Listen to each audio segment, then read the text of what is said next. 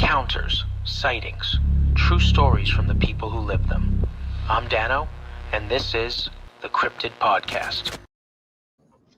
Hey everybody, what's going on? What's going on? You guys, welcome to the show. You're watching a live episode of the Cryptid Podcast. With me tonight, you guys, I have the crew of Relic Films. I know three of these people pretty well, and I'm meeting three of these people for the very first time. So we're just going to go around the horn here, and we're going to let them introduce themselves. Starting from the bottom, we'll go from right to the left. Someone's got...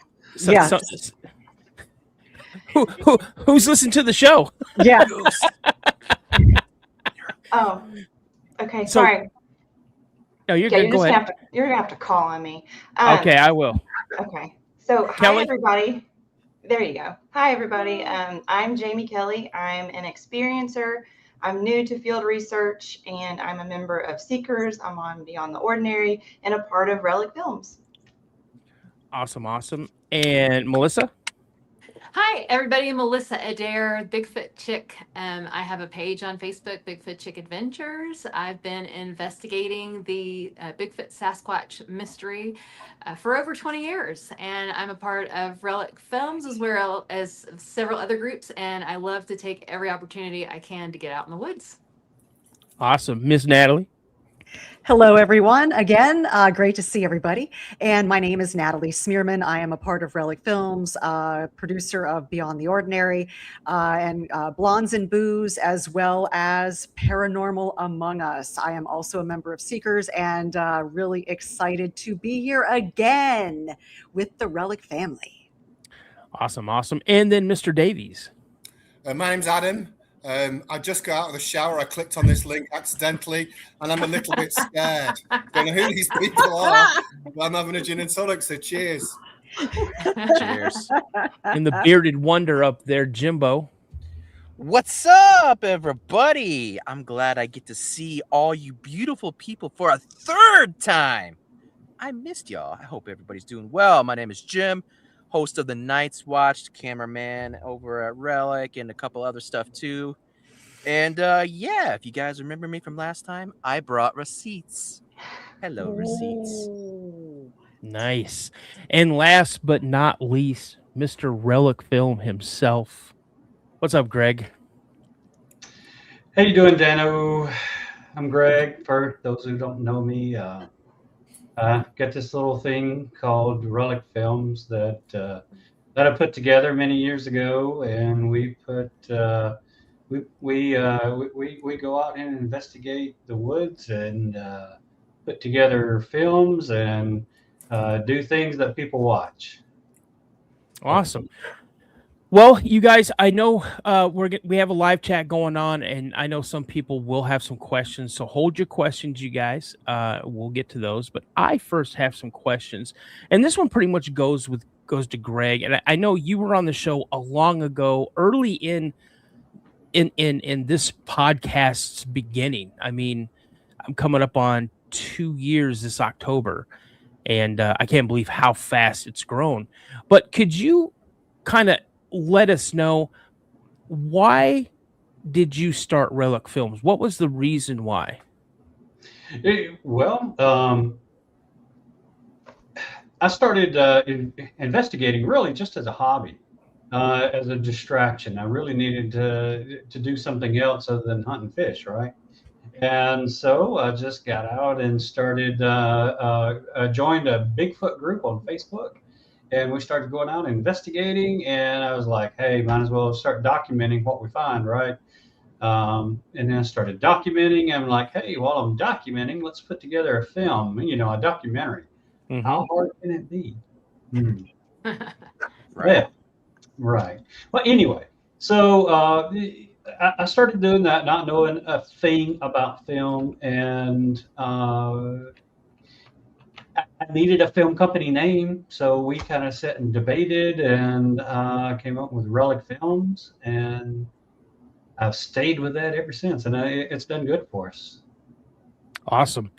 And you guys, I've had Natalie on. She talked about, and we're going to get into this, you guys. if I got to twist your guys' arms, we'll get into as much as we possibly can about week 1 of November of 2025.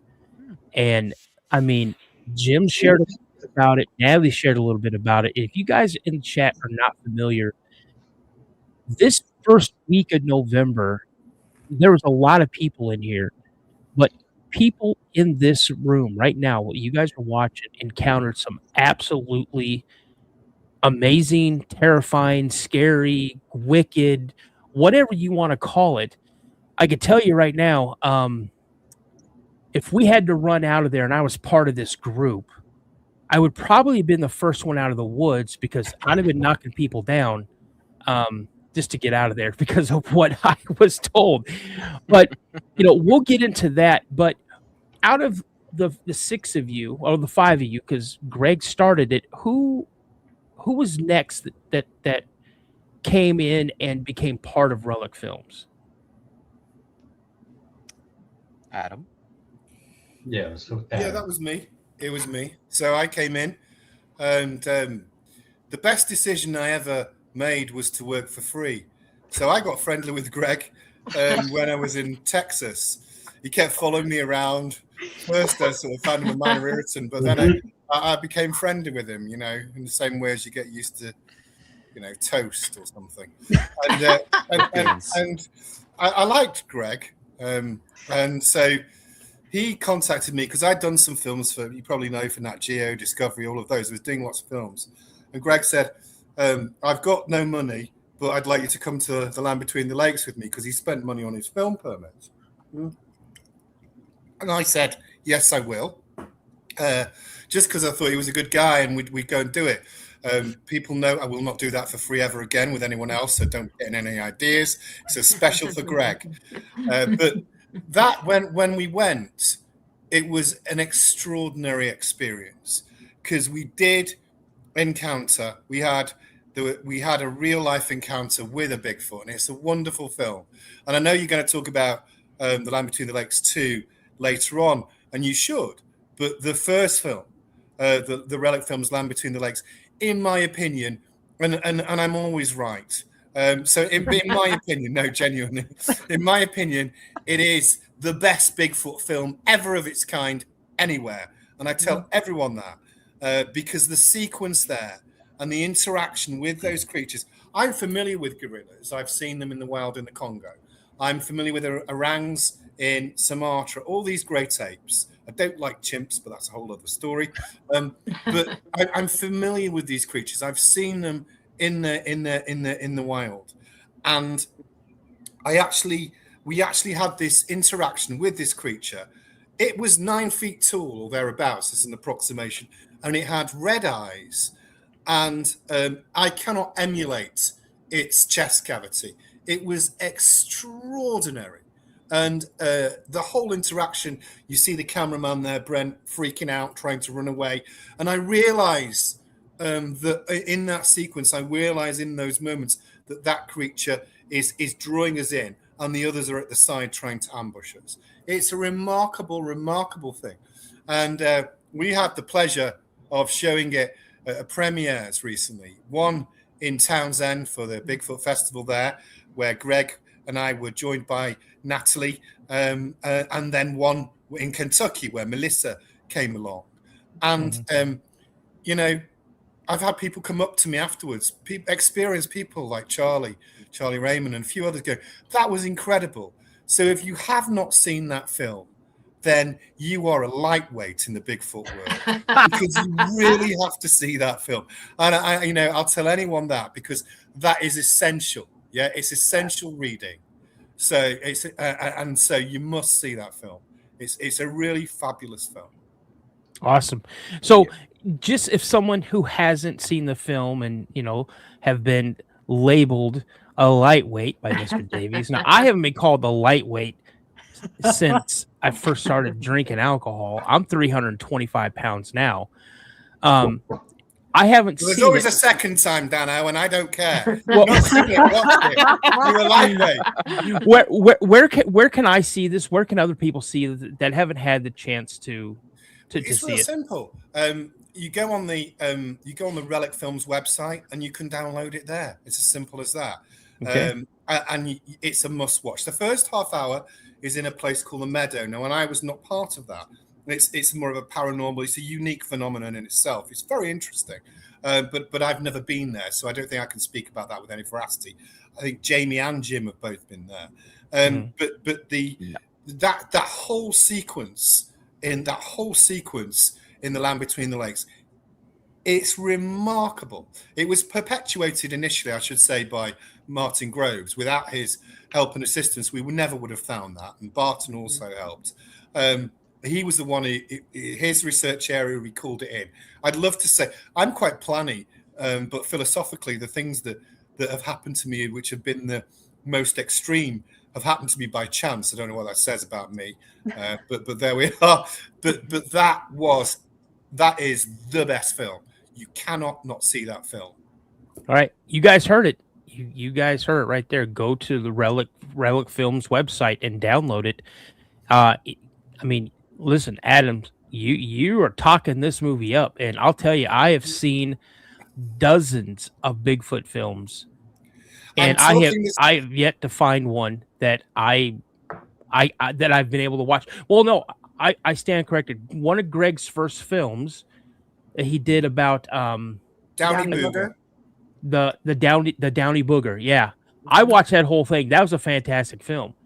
But outside of that one, I can't watch them. I get very, very bored with it. And go ahead, Dano, watch this film.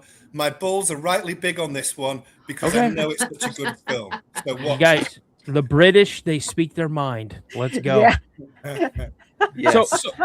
Go ahead, real Jim. quick, hold on before we move, because that was super important. What was the name of that film one more time, Adam? Which film? The first one. The Land Between the Lakes is what we were talking about. Don't try and trap me with some verbal bullshit. I wanted to hear that optimism again. What was that? Downy. Don't rub your beard in a sage way. Booga. And think you got me. What was that? Just forget that. The Downy Booger. Forget it. The Booga. Yes, go watch the Booga. Melissa, what were you and Greg laughing about that I was saying in Kentucky? Pizza or something, wasn't it? Oh yeah, pizza. Pizza. Go out in one of the movie. He has a line and he's saying something about you can go out and get a pizza or something. And Greg and I just looked at each other and went, "Let's go get a pizza." Yeah, a pair of them found it hilarious. They're hilarious because they're from the deep south. Yeah. Now, once in a while, if I get around people that have a really thick Southern drawl, my Southern drawl comes out because I moved up here to Minnesota from Tennessee. My last big encounter happened in Tennessee, and that's literally the encounter that changed my life. It's the encounter that pulled me away from something that I absolutely love. I used to do a lot of hiking. I do a lot of off-trail hiking in the woods, trailblazing, trying to find remote locations. And what happened that day with my brother and I, that's changed. That happened in 1992, and I have yet to go back in the woods the way I used to. Wow. So we know that, Adam, you were next. So who joined the group next after Adam? Jim. Jimothy. Jim was involved, and Jim, we needed a replacement for Brent. And, Yes. We couldn't afford anybody, so we had to settle on Jim. No, Nice. no, it's not that. That sounds It's about not that. right. Jim's very good at what he does. I don't want to tease him too hard.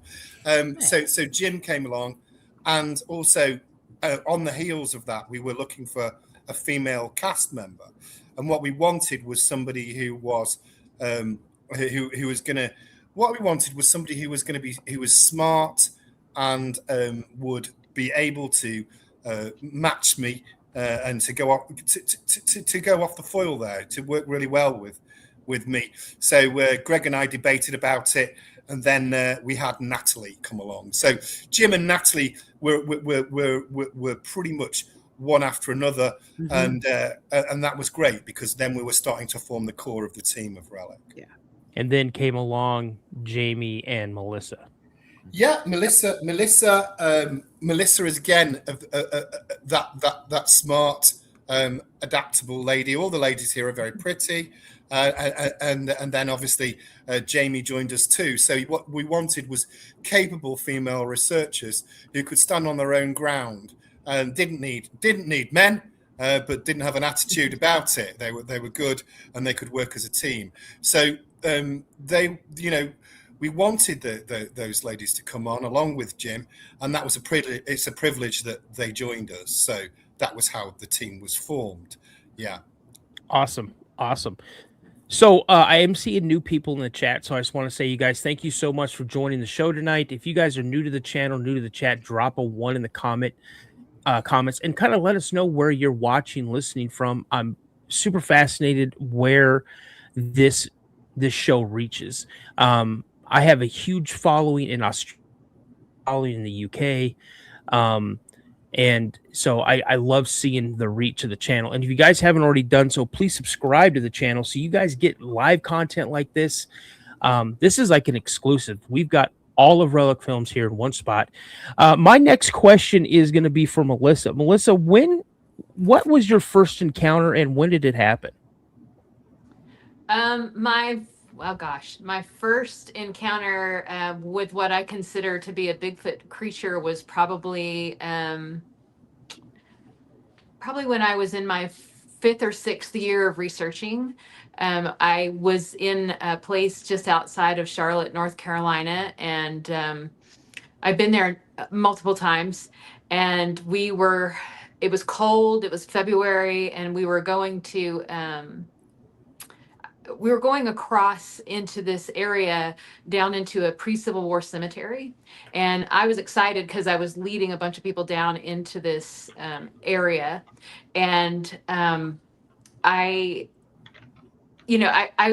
was pretty brave. I mean, I wasn't really scared. It was after midnight and I was kind of leading this group down there. My dad was with me. I had my dad and about 4 other men that we were walking down. It was, like I said, it was really cold. We were all wearing those hunter's jumpsuits. You put your arms and legs in, it zips up the middle, and you got like this cone head. We kind of look like Sasquatches the way we're all dressed, And so it was way before the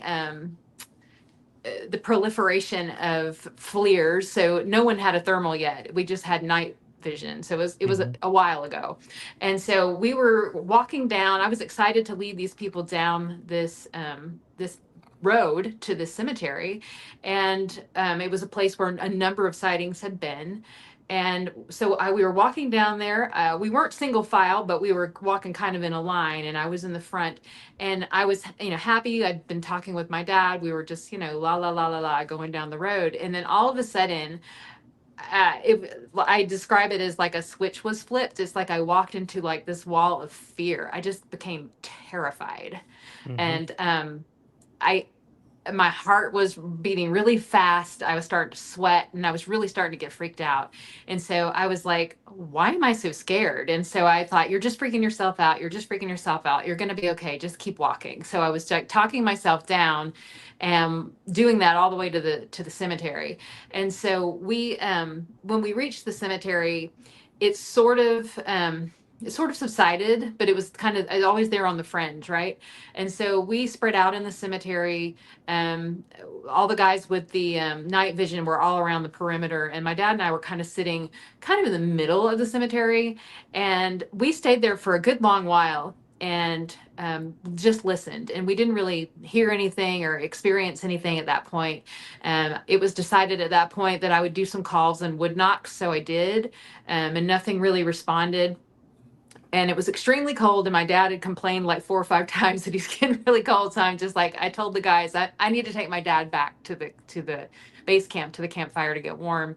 And so they're like, that's cool. We're just going to hang out here for a little bit longer. And so we decided to leave. So we walked down out of the cemetery onto this gravel road, and it was kind of a step down. So I stepped down onto the road and I started walking, and my dad had been, right behind me for the most part. And then I just realized he wasn't with me. So I turned and looked, and I looked back at my dad, and he's turned and looked, and I'm like, what are you doing? And he's like, oh, I thought somebody was coming with us. And I'm like, well, there's nobody there, so just come on. And so, so he, kind of walks right up next to me, and we walk shoulder to shoulder all the way back down, across the road over into the big, our base camp area. And so, we get to the fire, we get warm. I kind of go around the base camp and report in with other people and kind of let them know, that, what happened or what didn't happen over there. And I circle back to the campfire. And as I do, these three guys that all had night vision came rushing up to me and said, "Melissa, where was that trail that you took?" And we're like, I'm looking at them going, "What trail?" And they're like, "The trail you took to get back to base camp." And I'm like, I don't, there's no trail. I said, "I just walked back the way that we walked in, same road, same path." And they're like, no, the path that you took when you separated from your dad." And there was a beat, and my eyes got really big, and I'm like, I never separated from my dad. We were shoulder to shoulder all the way down. And so we're all looking at each other. Our eyes are really big. And so we're like, oh my gosh, they saw something following us. So we decided to go back and reenact the entire thing. And so we did. We got in the same formation. We sat there for a little bit, and then we departed the same exact way that we departed before. And they watched us walk out and everything. And then we met up again at the campfire after it was all over. And they said, "Okay, whatever we saw, it was not you. It looked completely different and moved completely different than you." And so what I think happened is, as we were coming in, there was a creature there in front. And I think that was an infrasound experience, that it was just, throwing the whammy on me, saying, "This is my territory, don't come down this way," which made me feel real scared. And then as we were leaving, I think it crossed behind my dad. And then, and that's why my dad turned, because he thought something was walking, was coming with him. And then as we were walking out, it paralleled us through the woods. So from the perspective of the guys that had the night vision, they would have seen it. And it might have looked at one point like I had split off from my dad, because it was paralleling us through the woods. So that's Wow. probably the first intense experience I had. Yeah, that's bananas. Holy smokes. I had a similar experience. I'm not saying it was a Bigfoot, but I was using night vision. I was at Fort Dix, New Jersey. We were in the Pine Barrens during an training exercise. And we were introduced to the starlight scope. If you guys aren't familiar with that, they use the ambient light from the moon and the stars and things like that. And all you're seeing is greenish hues. And I was an M60 gunner. I was in our bunker, and our instructor came out and said, "Hey, here's a starlight scope. You guys kind of check it out, get familiar with it," and things like that. So they gave us a quick rundown on it. And I'm on the scope, and I'm watching it, and over the radio, they say, "We have patrol walking in front of your position. They're moving from left to right or east to west." I don't remember the exact, but it was moved. They were moving left to right. And I started counting them, and it was a 12-man patrol, and they passed this crop of trees. You could see where they were going into the crop of trees. They started coming out, and then this massive thing just stood up and fell right in behind them. And I'm like, holy smoke. So I get on the radio and I talk to that squad. I'm like, "Hey, what's your count? What's your number?" And they go, "It's 12. I'm like, "No, you got 13. I'm thinking it's maybe Op 4, Opposition 4, trying to take the guys out one at a time as they're going up the line. And so they stop, and I'm watching this whole thing, and you could see where they're turning back each other. When they're doing the first person, he'll turn to the second person and say, "I'm 1, you're 2. I'm 2, you're 3," and it goes down the line. And the guy, I want to say it was like number 11, turned and stood up and took off running past the rest of the squad. Well, number 12 did the same thing, and that for some reason somebody shot off a flare, and it lit this whole area up. And whatever this thing was, because when that flare went off, it completely erased my night vision. I was blinded. I couldn't see anything.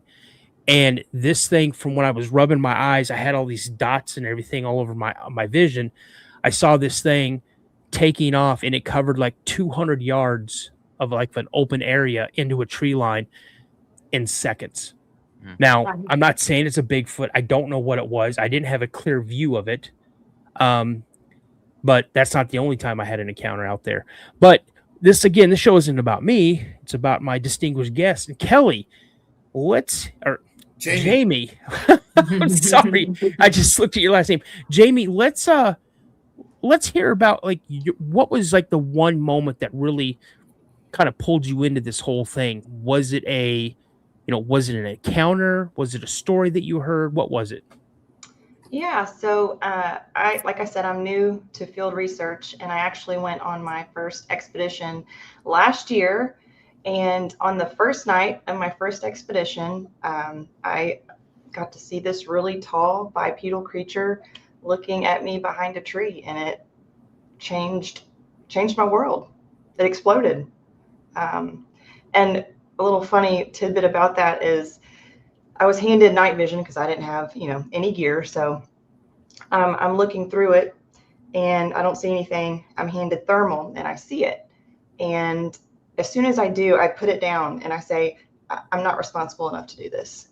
Because I didn't feel responsible. I don't know why, but that was my first, reaction to it. But it obviously made me want to pursue it more. So that's why I'm here. And yeah, it was super cool.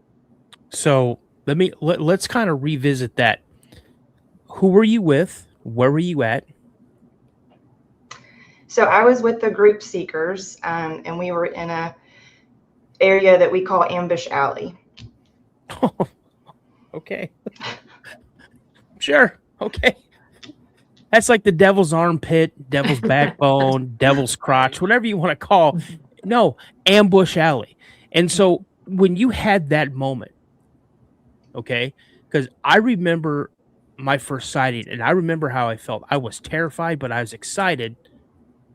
What was your initial thought? Like, what was going through your mind when you're looking through this night vision or thermal and you see this creature playing peekaboo with you?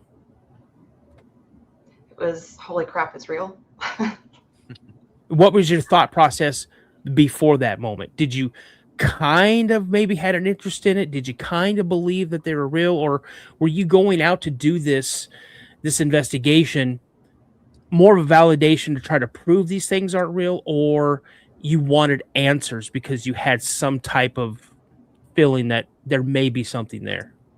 So I have two older sisters, and they have had Bigfoot encounters, and they kind of sent me on this quest after hearing about their encounter stories. So I wanted, to have one of my own. I was very interested in it, and I met the group Seekers, and bam, there's Bigfoot peeking at me behind a tree. It was absolutely amazing. It, like I said, it changed my life, and I loved it. Okay. So now I'm going to ask a question. This goes out to the entire group. Who out of you six have had encounters with something other, and I'm not talking paranormal, what other encounters have you had with different types of cryptids other than Bigfoot? Now, I know Natalie has. Natalie, yeah. Yeah, I'll let Adam go. You gave me anxiety. I'm gonna tell you right now, Natalie, that whole process that we talked about, I was having like almost a panic attack. I was having anxiety in my chest because I was on the edge of my seat listening to it. So, Adam, the floor has been given to you. Well, I've had encounters with a few things because I've looked for different species all over the world for a while. But I know that I'm going to flip it a little bit so it's less intense, because when Natalie said that, it just gave me a second to think about something I hadn't thought about for years. So one of the first expeditions I ever did was to look for Norway's Nessie, which is called the Seljold serpent. And it was pretty intense, but I had to do a lot of planning, so I brought a British crew over with me, and there were Norwegians and Swedes. And the evidence was remarkable. I mean, in the end, the Marine Research Institute in Bergen said, "I'm astonished to say you found an unknown species." And we videoed it. So I got all this corroboration. It was remarkable. If it was like the Loch Ness Monster, I'm sure there'd be placards all over the place, but it was his less glamorous cousin in Norway. So it wasn't what made Norwegian TV, but that was about it. But it was a discovery in cryptozoology, I think it's important, of an unknown species that was verified by the world's leading academics. But let me cut to the backstory, because that's more fun. So the backstory was I'd done loads of research, and I had limnologist reports, I had fish experts and all of this lot. But I wanted to do a flyover. So the Swedes said to me, we have a pilot, a paragliding pilot. And I said, oh, great. Yeah, that sounds good. Because I jumped out of planes and stuff. I was like, I'll be fine with the paraglide. He said, but you can't tell anyone because the thermals over the lake are very dangerous. You won't get a permit. So already it's getting a bit hairy, yeah? So we see the plane coming in because he flew it in. This parrot, well, I say plane, it's this, it's one of those little farty things with a wing. So like it's coming and zoom, zoom, zoom, zoom, zoom. And it's like shaky coming down, and I'm already thinking, oh shit, yeah. Anyway, the dude comes in, and I go, Sundberg, who was running it, he goes, oh, I said, let's go meet him. He said, well, he cannot come out of the paraglider. And I said, why? And he said, well, he has no legs working. And I said, oh, why? And he said, well, he crashed in a paragliding accident and lost the use of them. And I didn't mean No. Oh, no. So there I am, taking off. I'm taking off, right? And as we're going off, the dude actually starts clipping the top of the trees. Oh, my goodness. Going up. He's like, you can feel the undercarriage of the thing. Just like clipping the. Anyway, we went up and it was a massive rush. And obviously, I'm here today. Yeah. And I can walk. But yeah, so there's an example of good science, but also some crazy shit that I like. I mean, there's other things I've done, but obviously it's other people to talk about. But I don't think I've ever talked about that before. But I just thought about it. And I thought, oh yeah, I'll tell that story. Why not? Well, I mean, you guys have just got an exclusive. That's awesome. Because I do a series every Saturday. I go live every single Saturday, with the exception of like 4th of July. I won't be going live, but and I do a thing called 50 States of Fear, where I cover each state and I go alphabetical order. And this coming Saturday, I'm going to be doing Missouri, and then after that, I plan on doing Canada and then doing the UK, and then heading over to mainland Europe and then hitting each country in mainland Europe. So, Adam, I may be sending you an email to see if you would be interested on coming on the show and being like a guest co-host for any one of those international shows that I do. Yeah, I'm sure I'd do it. I mean, I'd like that. I mean, I've done other stuff, but I just don't ever tell the story of Yerka the pilot. He was all right. He was a good guy. I mean, he did a couple more. He did a couple more things, but then like we had to stop him because he wanted to drink whiskey and then fly. And I was like, no, you're not doing that, dude. No. Yeah, no. So we had to hide the whiskey from him. Oh, my goodness. He was quite happy, but he liked that adrenaline rush. He was a mad sod. There we go. That's the adventure. But I did see, one of the things I'd say is the reason I liked the cellular serpent, because you're interested in it, Dano, so I'll tell you more, is when I saw it, it had humps, and you could see the gap of between the humps in the air. Yeah, so it undulated. But what I really loved about it, what I just thought was so cool afterwards, because my first degree was in history, so I geek on things like this, is after I'd seen it, I saw barbs on its back, because it was black, and I saw these barbs on its back, and I looked it up afterwards because I can't help myself. I'm like a sponge for information. And it was like the 17th century woodcut that they had done in Norway. It was just like that. It was so weird.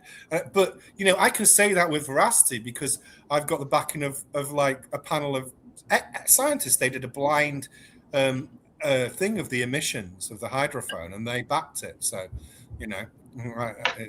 it's pretty cool. So that was fun. That is fantastic. So let's jump up to Natalie. So Natalie, you've been on the show, and you tell us about what happened up in the LBL, and that really blew me away. Like I said, I was on the edge of my seat having a panic attack pretty much. But I had to pull it through because I'm a professional. And You did great. Yeah, you did great. and but let me kind of ask you, since you've been part of Relic Films, Mhm.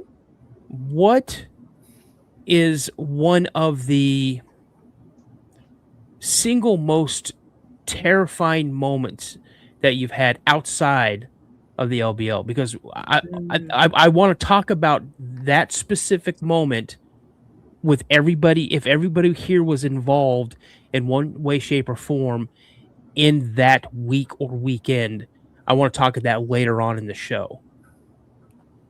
Well, the LBL was profound. We had a lot of experiences there that I never thought in my life I would ever experience, and it all happened in 1 week.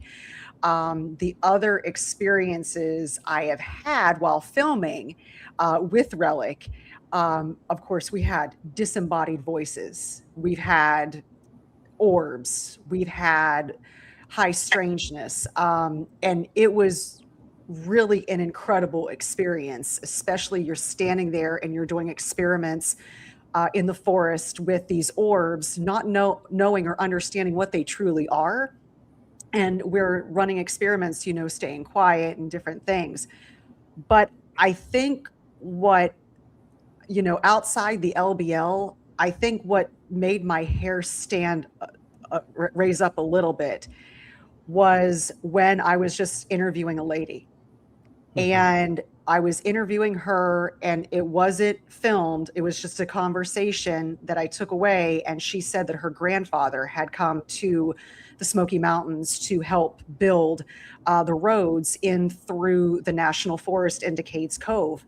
And as the teams were digging up the ground to lay the pavement, they were running across these boxes. They didn't know what they were. And when they would open up these boxes, there were these remains of human remains. No. And they were just, there was no burial site. They were just thrown in the ground in a box. And when they examined it closer, there were scratch marks inside the box. Oh, no It was way. a live burial. Many of them, you could tell that, there were holes in their skulls where they had been shot. Some were unalived. And so once all of this started to happen and they found unmarked grave after unmarked grave after unmarked grave, and I mean, they lost count how many times they dug it up. That's when all of the major paranormal activity started to increase in that area, because you unleashed all of this negative energy from the ground that had been buried for so long, because during that time it was so incredibly violent.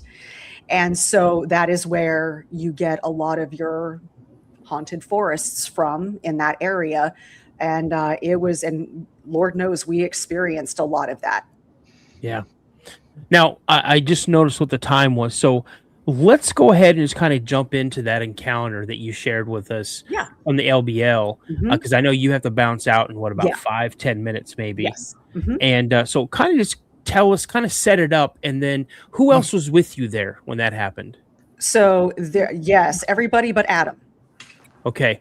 So when Natalie bounces out, you guys, let's just pick up where she left off. We're getting a different perspective. So Natalie, go ahead. Okay, so we were in the LBL. We decided to do an investigation one night, because we had done investigations prior to that night that we weren't getting the results that we really wanted. We felt that the very large security team that was going in with us was kind of pushing away the activity. So we went in with an all-female investigation crew, and Greg and Jim were there as our cameramen. And so when we got into the area where we were going to investigate, we pushed up the hill halfway.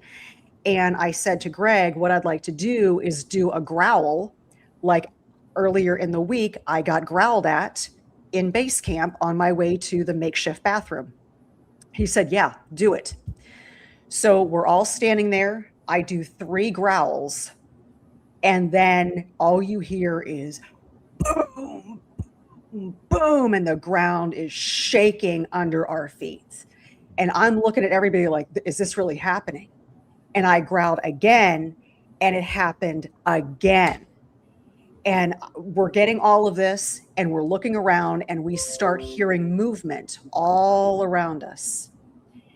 And so that's when Melissa let out a howl, and she got a response back of more rhythmic pounding and stomping. And so I looked up to the top of the hill, and I realized that there was a light illuminating through a tree. And I asked everyone, I'm like, are you seeing this light? They're like, yeah. I'm like, nobody knew what it was. So as we're progressing and we're kind of searching around and moving up the hill just a little bit, more movement is coming around. We hear a weird dog barking in the background, and we didn't know where that was coming from. And then this light starts to become more than just a light. It's in a perfect oval shape. And it starts having these little twinkling lights, little fairy lights around it. And so I'm like, is everybody seeing this? And they're like, yeah.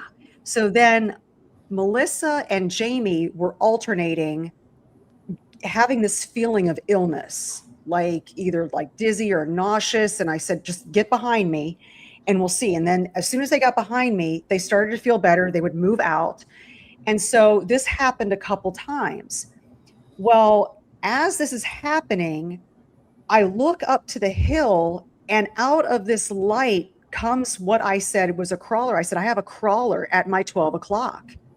And it was something, it wasn't a Bigfoot. It was not hairy. It was long and lanky and dark, and crawled out on all fours and started going like this. And then a second one came out, and I said, I have a second crawler at my 12 o'clock. And then a third one came out. And all three of them are moving back and forth. And I'm asking him, like, are you seeing this? And I know Jamie was like, what is that? She thought it was like a grave. I'm like, it's not a headstone. It's not, it's moving. She's like, it is moving. And I'm like, we need to keep an eye on this, because they're just standing there staring at us. And now we're having more movement coming from all around us. And the dog is still barking in the background. We're hearing weird noises, almost like music, but it's not, it's very weird because nothing was out there. And then Greg lets out a growl, and it's a long, guttural growl. And he lets that out, and we're looking around, and I hear him yell, and I look, and I see him throw his camera from one hand to the other and reach in, and I look up, and one of those crawlers is charging us, galloping on all fours, coming straight at us. And I grabbed my bear spray, I lunged forward, and I got it with my bear spray. And of course I didn't realize it was going to do anything. I didn't even know if it was going to do anything, and it did. It stopped it, and it retreated back. And of course, we all had to retreat back because the bear spray, and it started to linger there. So we started moving down the hill, and we're keeping an eye on these three crawlers at the top of the hill. The light is still there. There's still movement from all around us. We get to the bottom of the hill, and we hear what sounds like a woman's scream behind us. That's when Jim comes around, and he says, I see something. Kristen came around with her therm, and she goes, there's something there. There's something large standing there watching us. Meanwhile, I look to the left, and there are two red orbs in front of my truck. I look to the right. There's two red orbs on the other side of the other truck that was there. And I kept looking, and then Jim goes, my battery just died, and my backup battery just died. And Greg goes, my battery died. And then the phone batteries were dying. And then Kristen, I believe she said that her therm wasn't able to record. So all of our electronics and all this movement started moving in closer and closer and closer. And I'm like, what is going on right now? It was so unbelievable. And the thing is that you hear of stuff like this happening in the field. You hear about the stories and the pounding and the crawlers and Bigfoot and screaming and all this other stuff. And it's all happening within 30 minutes. And it was just, I was in utter disbelief. And what I'm going to do is I'm going to hand it over to my teammates now who were there, because I have to go. And it was lovely to see you all. Natalie, great seeing you again. Thank you so much for coming on. Bye, We'll talk. Natalie. We'll talk another time. Absolutely. All right. All right. Bye, everybody. Bye. Okay, Jamie, let's pick up where you're present on this, and what exactly are you seeing from this point, from where this light, you see this light, all of a sudden something starts coming out of it, and also describe the feeling that you were getting. I believe you were getting hit with infrasound. That's what I believe. From what Did we lose audio? Can you hear me? I can hear you. Can everybody hear me? I can. Okay. I think Melissa, can you hear me? No, Melissa can't hear you. Yeah, Melissa I can't hear hear. me. She may Come have in to and go in and go out, Melissa. she may have to go in and go out. Uh-oh. Can y'all hear me? Yes. Okay. Yep. So when I saw the crawler, it was already in place. And it was really low to the ground, very thin looking. And I kind of kept my eye on it, but I was focused on watching our backsides. That was kind of what my task was. So every once in a while I'd look up and make sure it was still there, but then still keep watch on our backside. So by the time the third one had come out, I remember looking up, because like Natalie said, we're kind of looking up this cemetery, and I see these three things, and I kind of think, I'm like, are those headstones? You know, because again, it's dark, we don't have a lot of light, and we're in a cemetery. So I'm just trying to check all the things of what this possibly could be. So I kind of focus in on it, and when I do, I see that they're moving, and I'm like, okay, that's not a headstone. That really is something just sitting there watching us. And when I got sick, it almost felt like my blood sugar like immediately dropped. Just kind of feeling, like you might faint, feeling really weak. And I will say, when it lunged at us, I have the survival instincts of a fart, because my back was turned. I didn't know what was going on. I just heard all this commotion and, found out, oh, it lunged at us, and I had my back to it. So there's that. Okay. Melissa, so you were also there front and center. You were part of this all-female super team. Yes. And let's get your point of view on this encounter from, again, you're looking up the hill, you see this light, you guys are approaching, just trying to figure out what it is and what happens. Yeah. So when we first walked out, it was on an incline, so we're going up a hill, and I was kind of at one point, I guess, standing the most furthest to the front. Natalie was just a little, like, one step back to my right, and Kristen with the thermal was about one step back to my left. Kristen was scanning with the thermal the entire time, and so I think maybe because I was so far out, that maybe that's why I might have been targeted with infrasound or something, because I started to feel really nauseated. And so that's when Natalie said, get behind me, let me protect your energy. And so I got behind her. And I'm a lot taller than Natalie, and we were on we're on an incline. So when I went behind her, I could just barely see over the top of her head.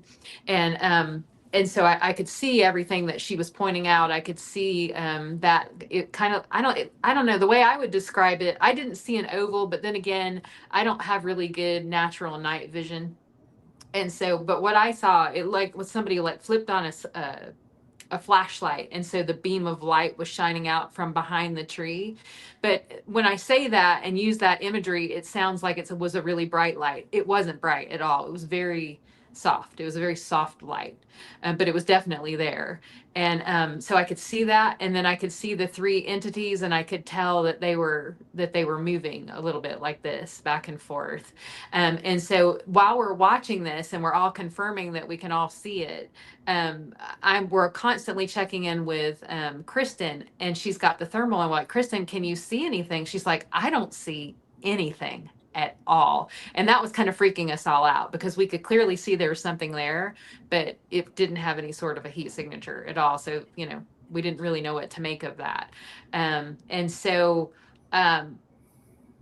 like Natalie said, at one point, Greg decided to let out a couple of really aggressive kind of growls. And so he let out a few aggressive growls, and I think we kind of were looking, he turned back to our group, and he was a little in front of us, and he was looking back at us, and we were kind of looking at him, and had talked about what we wanted to do next. And at that point I hear, I'm kind of looking at Kristen, but I hear Greg yell out, and I see him like turn. I see his hand. I can catch his hand kind of moving out of the way and turning really fast. And at that moment, I see Natalie kind of go down in front of me, because she's got her bear spray, and she's going down to shoot the bear spray out. And so I have my hands ready to grab her, because I immediately thought, okay, something's tagged Greg. Now it's about to tag Natalie, and they're not taking my friend. So anyway, I was kind of prepared to grab her. And then before I realized what was happening, I could hear, and then I could see the stream of bear spray, because I could see just over her head. So I could see, the bear spray shoots out about 20 feet. So I could see it shoot out, but I couldn't see what she was shooting at. So I didn't get a good look at what they saw. But whatever she said, whatever it was, the bear spray seemed to startle it, and it kind of reared back, I guess, a little bit. So it kind of stopped its approach towards us. And then of course it's bear spray, like she said, so we had to retreat. Everybody started coughing almost immediately, so we had to go way back down. So if we're talking about that part of the story, that's my account of it, of what happened there. Okay, so let me ask you guys, you two, Jamie and Melissa. So when Natalie hits this thing with a full-on blast of bear spray, one, before she did you hear any noise as it was coming down after you guys? And then two, when she hit it with that bear spray, did you hear any noise as it recoiled? I only heard the spray. I didn't hear anything else. Okay. I didn't either. Nothing. Okay, so now let me get another perspective from Greg and Jim. So Greg, you're there as part of like the camera crew, I guess, being the director, being the the producer, being the guy of Relic Films, and I have a picture of you somewhere still where you had a specific tool that at one time you felt that you had to use that tool in self-defense. But when you are up there with these girls, you and Jim, and I don't, you're filming, he's filming, what were you seeing when all of this was going on? Like from looking up this hill at this light, describe what you're seeing to the point where now Natalie is pretty much blasted this entire area with bear spray, and you guys are getting hit with it. You guys got to retreat back down the hill. Yeah, right. Well, a little bit about backstory about it. This is the exact same place where we had the Bigfoot encounter in the Land Between the Lakes the first time. So the whole reasoning was to go back to the same place to try to replicate what we had experienced the first time. And we had went there earlier in the week with a real passive, non-aggressive tone. And frankly, we didn't have much, right? And so we and plus we had a very large contingent of armed personnel with us. And like Natalie had said, I think that kind of hindered things. So I wanted to take a different approach and go in with nothing but all women, right? And have these women to be more aggressive, to challenge whatever's there. So we get to the location, and Jim and I are both camera crews, and most of my time I'm looking into this little display screen, right? And I have almost zero natural night vision because I'm looking into this display screen, right? So I'm seeing what's happening to the girls, and it seemed like almost right on cue. Every time one of the women would growl, yell, whatever, there would be a response of boom, boom, boom. And that is something that that did replicate from the previous year. And I know exactly what the previous year's was. It was a Bigfoot stomping in response to my growls. So the girls are growling, and you could hear some of the things going on, right? But they're not like really trying to charge in. So I say to the girls, I say, hey, look, I'm just going to try to stir the pot a little bit, right? So I was going to growl. I growled just really loud, and sure, whatever, we were there to make contact, and whatever was there, I don't know. I still don't know what they were. But whatever was there, I didn't see the break dance and stuff like that Natalie and them had seen. I didn't see any of that because I'm looking in the display screen filming all this time. What I did see is a few moments after I growled, I looked over my right shoulder, and I'm right-handed. I got the camera in my right hand. And I see this thing charging at us. It's like these little spindly looking arms, and its head it's kind of like doing like a gallop, like it's really weird.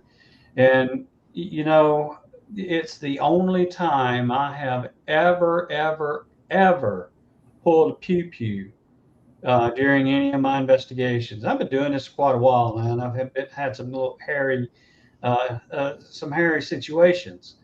But this thing was just freaking weird. And yes, Natalie did save it from having 17 10 millimeter sized holes in it. So, all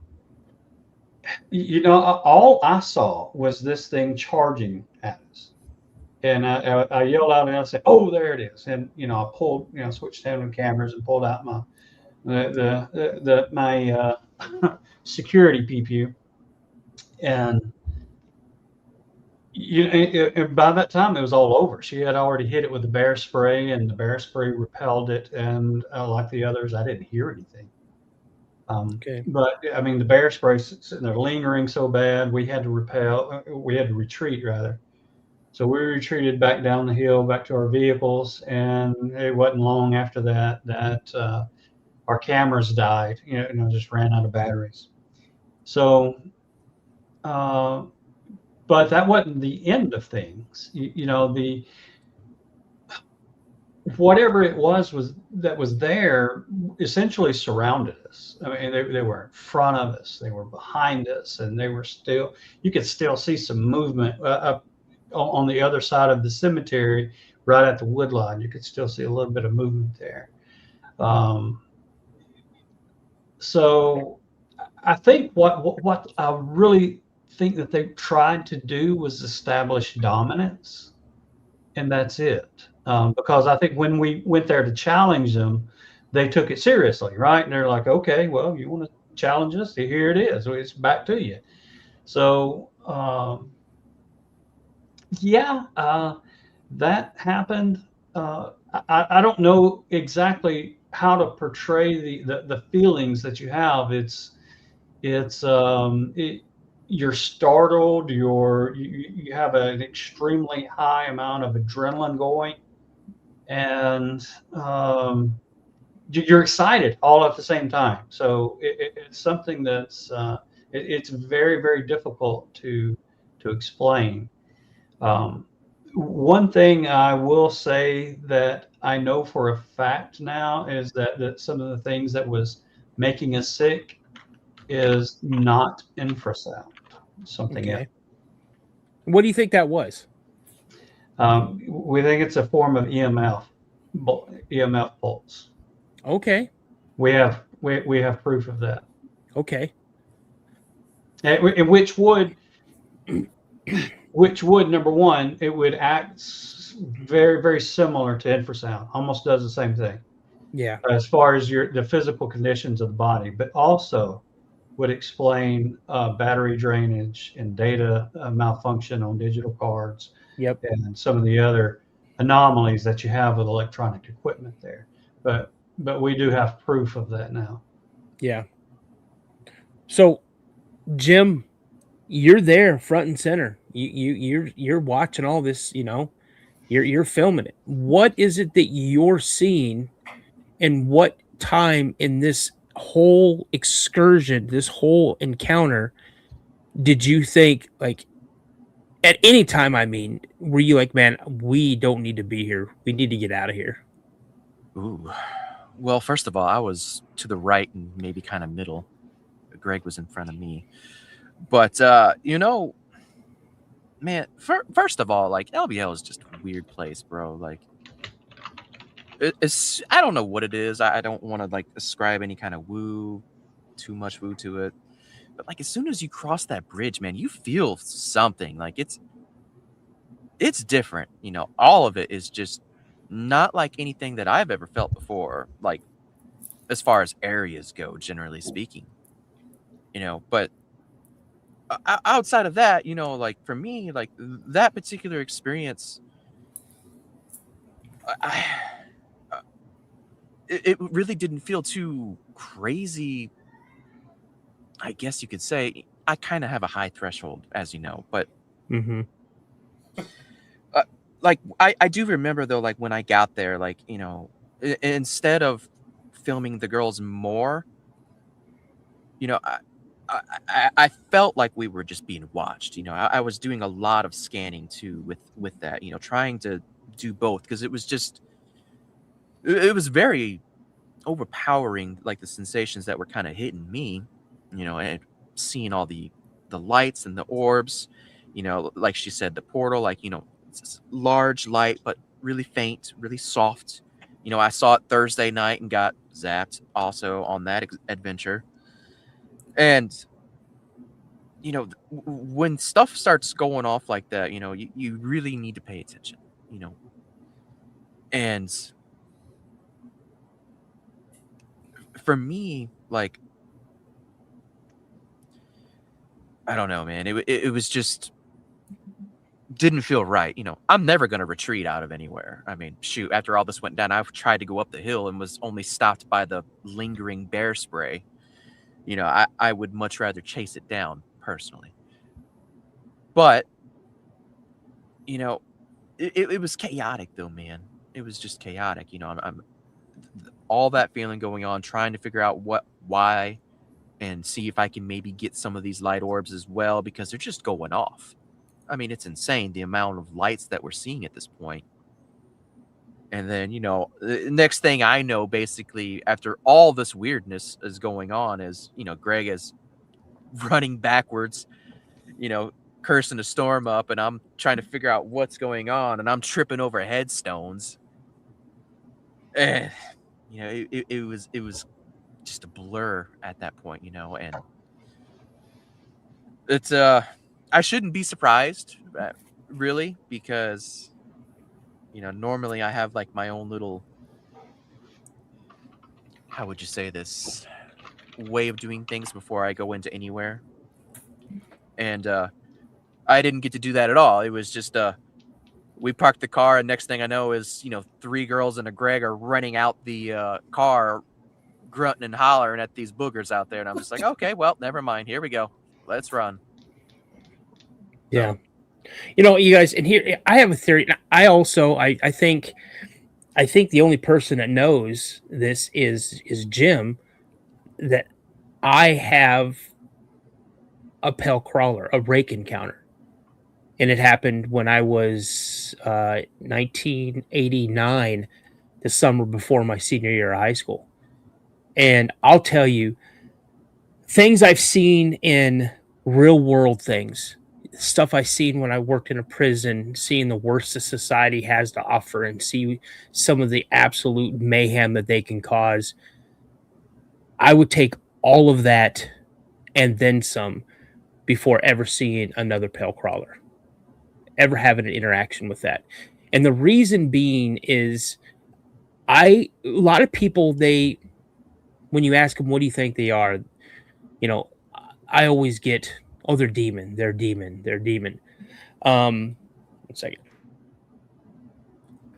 I have a theory. I think that these pale crawlers, these rakes, whatever you want to call them, I think they're aliens. I think they're a form of an alien. Because you hear a lot of similarities to them and greys and other species of aliens that people have said they've seen.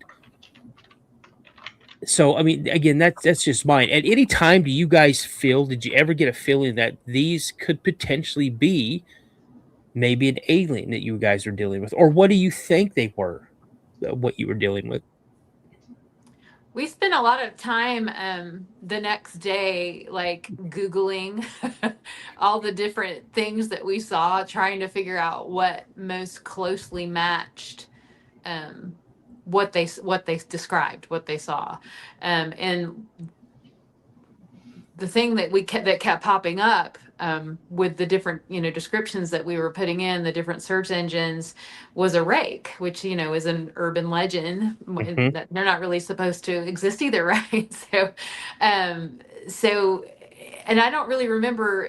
I mean, it's just this legendary creature, right? I don't really remember the what it's supposed to be, if it's supposed to be a spiritual entity or if it could be an alien. But you saying that is interesting to ponder,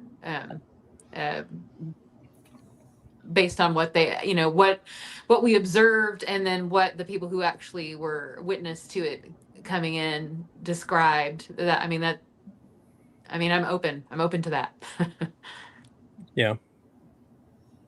Oh, we got I definitely think that they're interdimensional creatures. That's definitely what I think. If you want to call that aliens, fine. Whatever label you want to put on. But I think they're interdimensional creatures. So whatever their intent was that night, I don't know. I don't think they was wanting to come over and have biscuits and tea with us. or beans on toast. Yeah. Yep. Yeah. Yep. Adam's too sexy for that. Oh, you saw that. I wish you'd missed that, Greg. I wish you'd missed that thing. Oh, no. Well, nobody had seen it. When it flashed across the screen, I was... We could take it out for a pizza. Pizza, yeah. So we have a couple questions, you guys. We had one up here before Pamela. Great question, by the way. It's from Trisha from Monsters Unleashed. After this encounter, did you guys have any nightmares? Nope. I sleep like the dead. Nightmares, no, but strange dreams, yes. Just really odd dreams. Yeah, she saw us like in, Speedos posing in front of a fireplace. Yeah, that's a dream, not a nightmare. That would have been a nightmare. Thank God I wasn't there for this encounter. Shoot, you were in the dream. What are you talking about, Adam? Oh. You were modeling in the Speedo, bro. You know what they say about a man in an accent or a woman in an accent. So, us Americans, us Yanks, as you would say, we're kind of at a disadvantage, man. But yeah, if you put it down to your accent, big boy. Yeah, that's it. There you go. I'm telling you. Listen, I was stationed in Germany for almost 3 years, man, and I've met all kinds of people over there. Uh-huh. And that's all I'm gonna say, man. I don't No, want to incriminate myself. No, That's you're another not. show. You're not, because you will regret it. No, don't boast on your own show. Yeah, I want exactly. to say something. I want to say something because I want to tie in these people have talked about their encounter. I wasn't there for the rake encounter, but what I think Relic has been good and or very fortunate at is capturing some very unique things.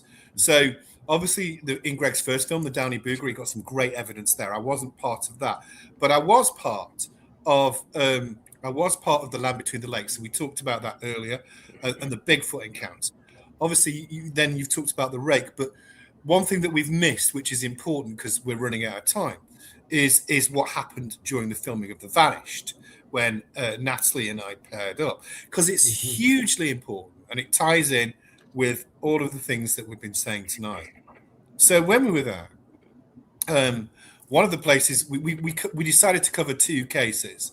One, which is Dennis Martin, the 6-year-old boy who disappeared at Spence Field. I went up there twice. I don't recommend it. That's a whole other story. But we also covered Mike Huron, who disappeared in 2008. And the trek to, we decided to do some trekking in the woods there because I'd been to this area, and on a few occasions I'd heard this metal door slam in the middle of the woods, which just did not make sense. Yeah. So, myself and Jim and Greg and Natalie go to that area. And at that very point, Jim, it's only 1.5 miles in. Like, that's easy for Jim, I'm sure. Yep.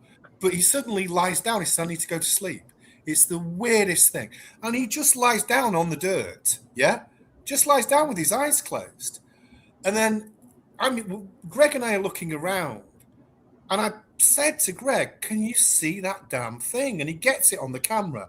And Natalie saw it too. And it's like this amorphous blob, in the air. And it's in The Vanished. And it's very, very important. We have to mention it tonight because it's so important. Now, what struck me at the time, but I want to cut back a little bit. A few years before, I went to Port Chatham, long before that series Alaskan Killer Bigfoot. They based it on the stuff that I did with a couple of other guys.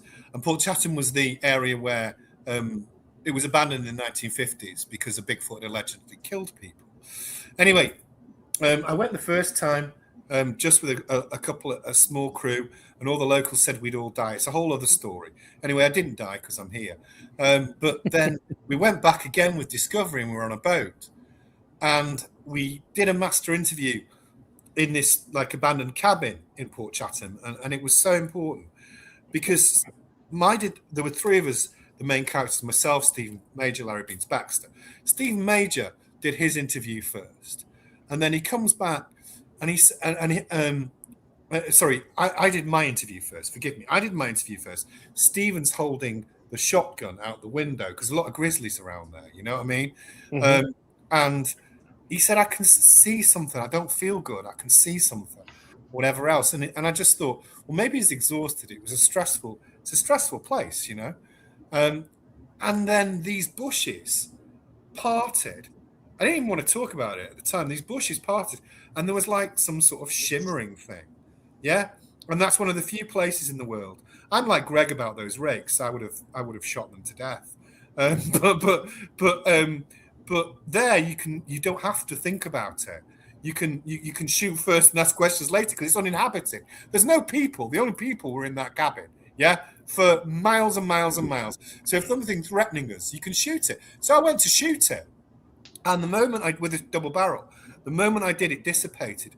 And it reminded me, which is very important, of the thing that you must see The Vanished as well, Dano. It's a really good film, really gripping, because it reminded me of the thing I'd seen in Port Chatham. So what you have was, and why did Jim suddenly go kapunk? Yeah? Why would he? He's a fit guy. He can walk 1.5 miles. It's not exactly an arduous trek. Why? And then this thing appears, the same thing that I'd seen. And the Alaskan Native Americans talk about something like that hunts people. Yeah? Mm-hmm. So what's this metal door? Why is that clanging? There's no bloody houses for miles. Yeah. We were all there. So what the heck is going on? What we need to be, because this is important, because I've been researching for for many years now. And this is important. What people cannot be and what we are not is we're very big on integrity. All of us in our own way do not bullshit. Secondly, we are not selective with evidence that might suit a narrative. We'll present it as it is. And thirdly, I've heard of people suppressing evidence like this because it doesn't fit with their particular narrative. And I think that's very wrong. So what we're trying to do, and I think what we've been very good at, and we've done that across all our films, is building through our integrity and some really good and unique evidence, that is there and is captured that people can look at and analyze. And that singularly distilled is the biggest thing that I'm proud of with Relic and what they've done across all of these films. That body of work is really unique. And so watch The Vanish 2, people. Watch it. See, I was going to bring that's next, but I'm glad that you mentioned Adam. I'm glad you mentioned integrity, because I will tell you, in this whole community, there's a lot of people that don't have any integrity, and Preacher. And what I'm trying to do is, I'm even in the crosshairs of a couple of people right now, just for me being here and talking about this stuff and trying to protect people who I care about and respect, my moderators, things like that. And I have someone who is has been or is continually attacking my show in one way, shape, or form. And the whole thing, when you say integrity, I don't understand why there's such a divide within this whole community when we all talk about the same thing. We're all trying to get the same answers to the same questions to produce the same type of evidence so we can get the same answer that we want, yet there's a divide within the community. And I think what you guys are doing is great. I think integrity is an understatement on what Relic Films has and what you guys represent, because you're not holding back this evidence. You're not I could have asked you guys about the LBL and you guys could have said, well, we don't have, we're trying to put it into another film, or we're trying to do another project. So if you guys want to hear about that, go check that out. No, you guys are presenting to us, in a way that a lot of people, like I just saw in the chat, there's a couple people who's never heard this encounter. They have no clue that this happened. And I think by you guys agreeing to open this stuff up and allowing people to hear this, it just adds another piece or pieces to that puzzle that we're trying to do. I mean, you have Jamie, relatively new to the whole cryptid game. She's coming out and experienced something just absolutely bananas. You got Melissa, who's right there front and center with her, and Natalie. I mean, I don't hear a lot about female investigators getting put into that type of a situation that is so intense, and you guys coming out looking, sounding, and feeling believable and trustworthy in the thing. Because here's the thing, Melissa, your story did not change from Jamie's story, which did not change from Natalie's story, which didn't change from Jim's story, which didn't change from Greg's story. You guys all told the exact same story, just from your perspective of what happened.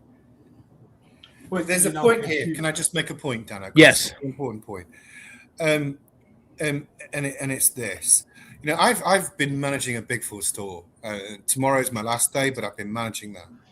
And you would not believe the amount of people who will come in there, be very nervous and say, do you believe in Bigfoot? And I'll say, well, yes, I've seen one. I don't try to evangelize people. Mm-hmm. Quite frankly, if you don't believe in one, that's up to you.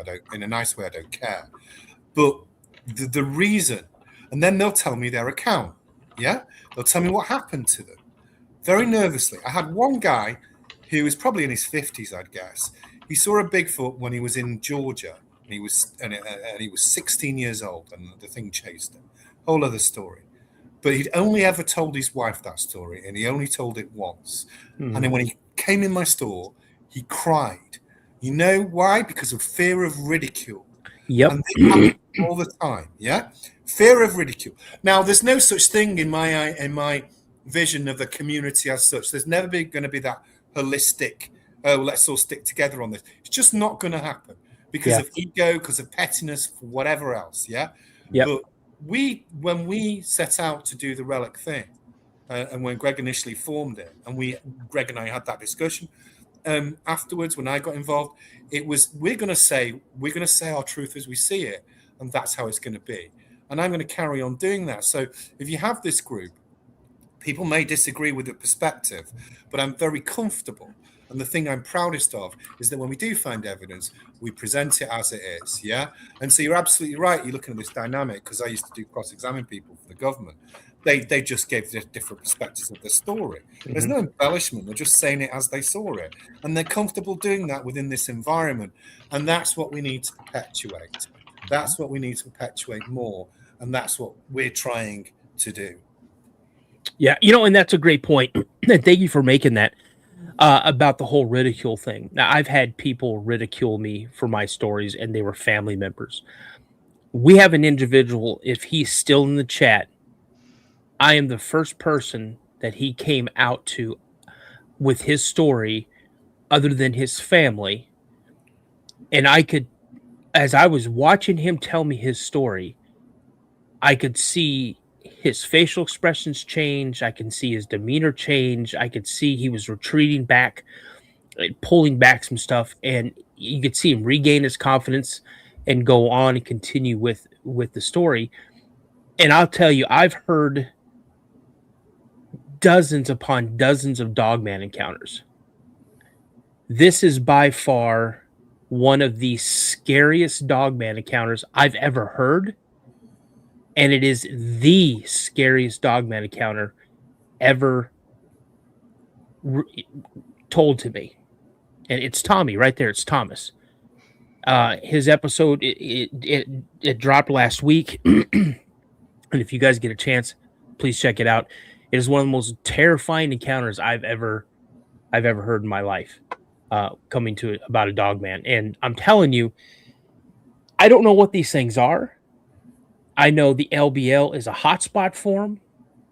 I don't have an opinion. People ask me, well, what do you think they are? I don't know.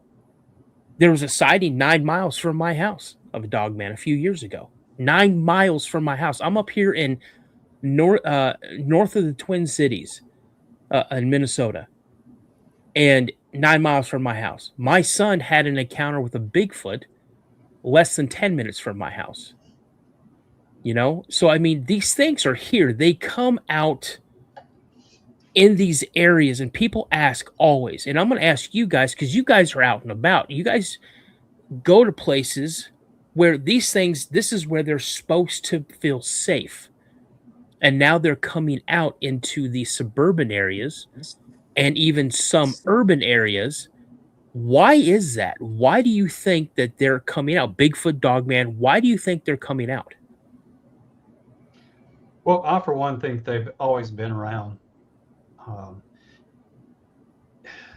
Thinking back to my childhood, my next door neighbor, I lived in a small rural town, but it was in a town, and my next door neighbor had an encounter with, which she described it as a werewolf, and we were small children.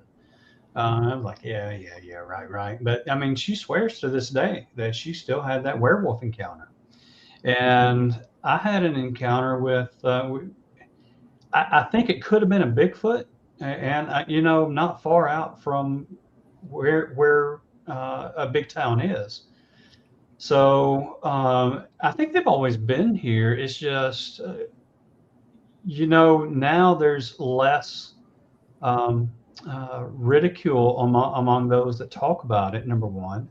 And two, there's a better avenue for people to be able to talk about them. So, the advent of the internet. So I really think that that contributes to the perception that they're coming out into the more populated areas. I really think they've just always been here, and we just didn't have an avenue to be able to talk about it. But another thing that I wanted to get on integrity. In this field, the first time you're caught faking something or lying about something, you're toast. You're done. Yeah. And lying or faking something doesn't help doesn't have to research any at all. So, but one thing that does help the research is being able to show the public that women can do this just like men do. Mm-hmm. That is one of the main reasons why I try to have a very balanced crew with me. Just as many women as there are men, and I want to show the public that women can do this too. You don't have to be like some kind of giant, big muscular man, to go out and do all this. No, because I don't care how many sit-ups you do, a Bigfoot's going to take you out if they want to take you out. I think you guys were very, very blessed, very, very lucky, because you guys were surrounded. And I wholeheartedly believe that at any given time, now I'm under the assumption from when I heard it that this wasn't only the pale crawler or the rake that you guys saw that was surrounding you. It was also possible dogmen and possible Bigfoot. Mm-hmm. And if any given time, because I've had encounters where people said they were out walking their dog got nervous, they looked up, and standing 20, 25, 30 feet away from them across the street, standing in a wood line, is a dog man looking at them, and they never heard a thing.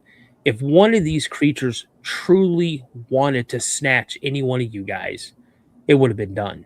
Oh, yeah. Absolutely. No question. Absolutely. Yeah. Our perception, even the first time we were at the LBL, I saw the Bigfoot there, and it's between 9 and 10 feet tall. The darn thing was gigantic. If they had wanted to take us, they could have. And what I really think happened when we were able to push the thing back off into the woods, its eyes started glowing, and then another one started throwing rocks from our left. What I really think it was saying, thinking back on this, if you're smart enough, is checkmate. We got you. They were flanking us. They had flanked us, and they outsmarted us. And what I really think they were saying was sending a message. Hey, checkmate, we won. I really think that's what they were saying.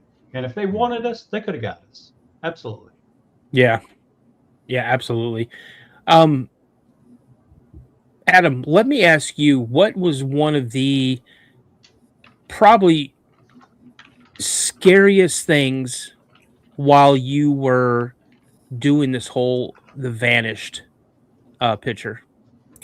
Well, one of the scariest things was really when Greg was selecting Jamie, and he's talking about female things. He found her arm wrestling truck drivers in the parking lot of Buc-ee's. And that was where he found her. I mean, she looks very pretty, but man, she's got forearms like lead. No, no, I'm just joking. I'm just joking. So I don't think it was. I'm one of those people, because I've done a lot of dangerous things all my life, that I'm not scared in the moment. Yeah. So I can think and plan and do all that in the moment, but I'm not a psychopath. So I play them back in my mind, and I do have a lot of scars or PTSD from some things. Particularly in the Congo. I have terrible PTSD. You see me traveling, try to go through an airport security. I'm like, my hands are like jelly, because I had to fight my way out of the Congo on several occasions. So I do have scars, but I think the most fascinating thing about other than the Bigfoot encounter, which Greg just touched on and I talked about earlier on when Greg wasn't here, because that was remarkable. That's just such a fantastic thing. Was that creature? I mean, we're now very interested in researching those those plasmatic entities, and what they might be. So, because I think that that's enormously interesting, and a lot of the stuff that Relic has captured, no one else has captured before. Interviews with people is all well and good, and they're very interesting, but some of the action sequences, which we've captured by planning and by fortune and a number of other combinations, and some of the films that are coming up, including a great paranormal thing we've already filmed called The Awakened, starring Melissa. I mean, there's some fabulous stuff coming up, Dano. I'm excited about it, and one of the best things we have a conference call on Sunday. We're like, whoa, man, we've got X, Y, and Z, and we've been very fortunate. But that, I think, is because we adopt that approach. Yeah, we suspend ego. We're after evidence, and we're after sort of playing off one another in a good way. That teamwork. Yeah. So there we are. If you guys ever get up here to do anything, I would absolutely love to. Where do you live, Dano? I'm in Minnesota, brother. Oh yeah, Minnesota. That's right. I've never been to Minnesota. Well, I'll say it this way: Minnesota. Oh yeah, Minnesota. Yeah, sure. Yeah. No, that's Canadian. Nah, close enough. Oofta. You guys and your golden gophers. Yeah. No. Roll Hey, Tide, just because I live in Minnesota doesn't mean I support Minnesota teams. I don't. I don't know if you guys can see it, but back behind me, I have a Seattle Seahawks flag because I'm originally from Seattle or Washington State. So, but you guys, I have so many questions. We could sit here for another 2.5 hours. I know we're not going to do that, but you guys. I there's so much I want to know because I kind of want to. Let me ask you this because this has been bouncing into my head. Why? Dude, I'm gonna have to go, so do forgive me. Adam, thank you so much, buddy. All right, thank you, guys. Thank you. I'll be in touch. I'll be in touch. Adam. Thank you so much. Bye.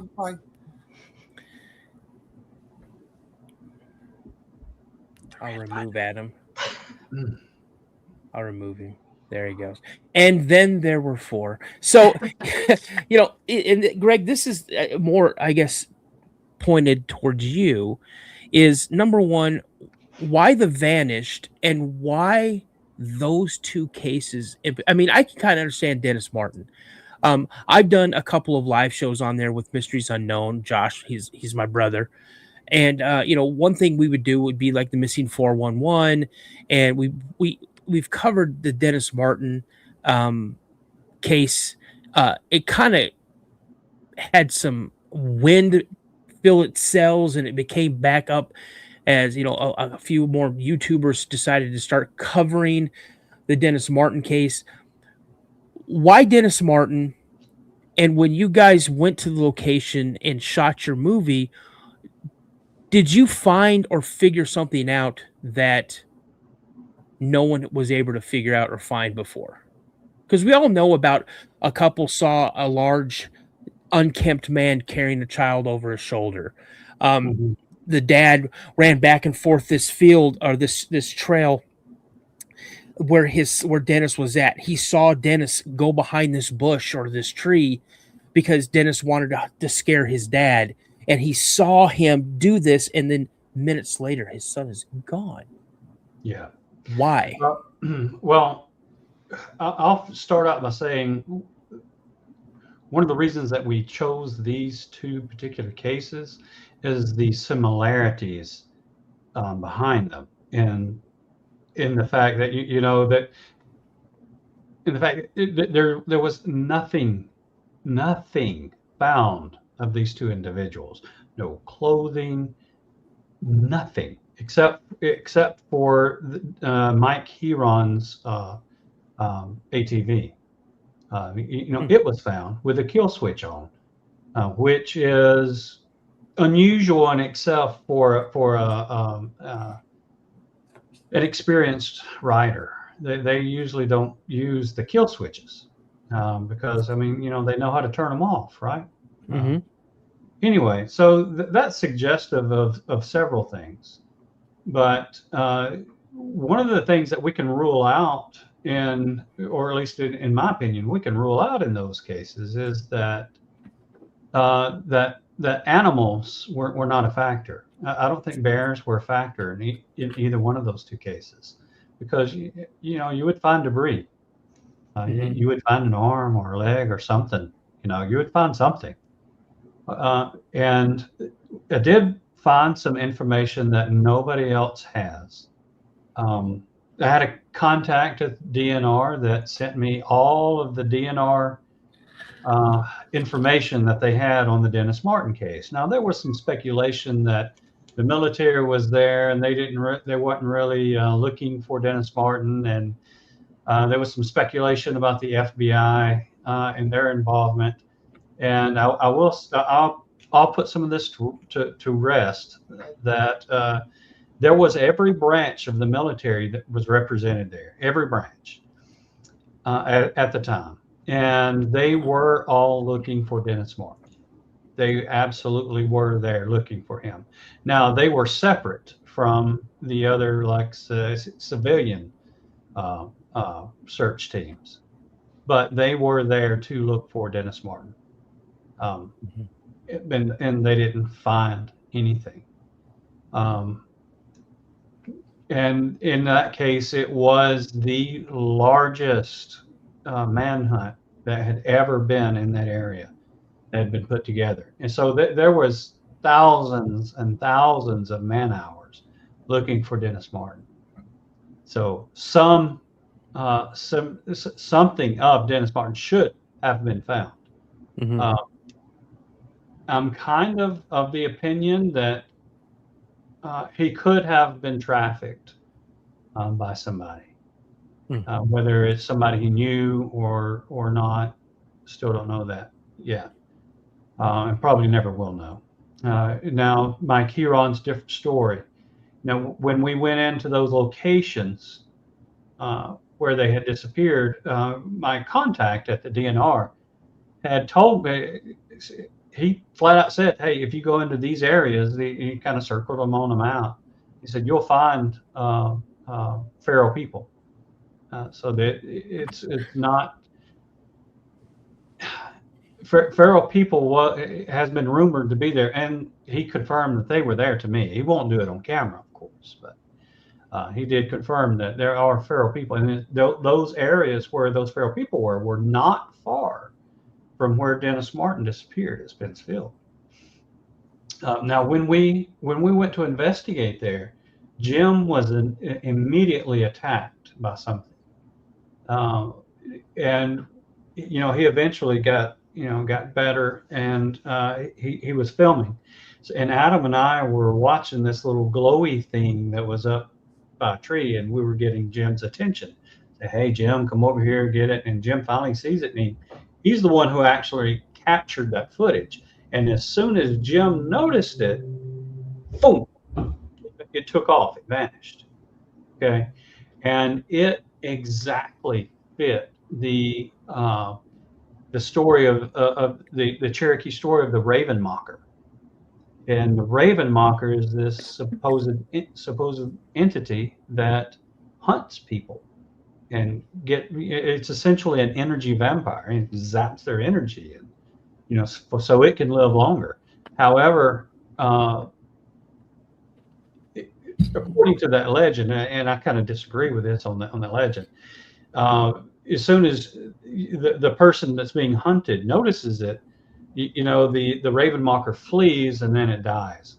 However, I don't necessarily think it dies, but I think there's something to that part of the legend. I think that they are so focused on the person that they're hunting that they don't really see everybody else that's around. They're totally focused on this one person, right? And then when that one person notices them, they're like, "Oh crap, I've got to go, I got to run."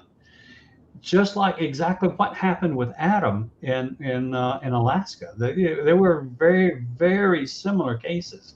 So what I think we documented was these plasmoid entities. Okay. And you can hear the government talk about the different plasmoid entities or whatever.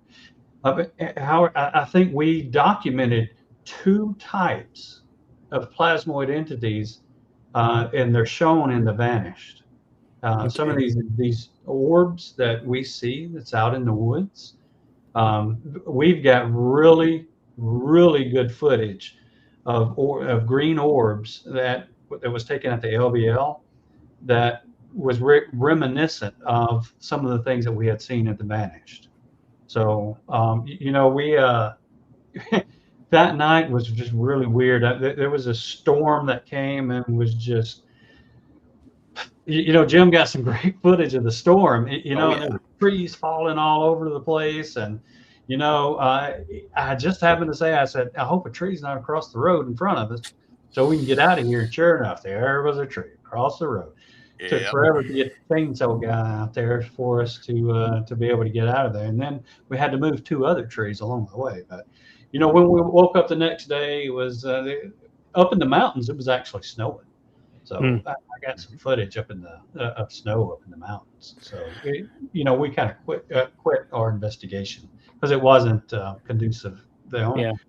Anyway, but I think that we got really good footage of these plasmoid entities.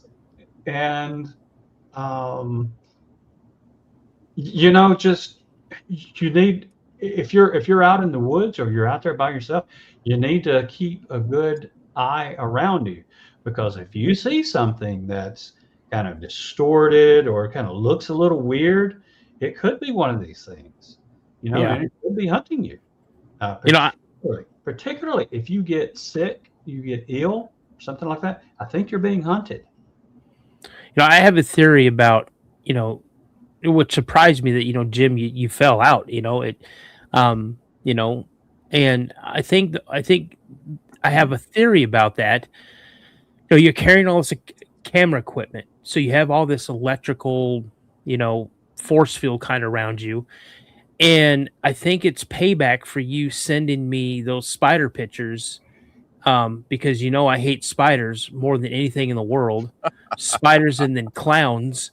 Clowns is a thing too. Get ready to send some or get some of those. I will block you so quick, man. It's not funny, won't. but You love me. no, I do.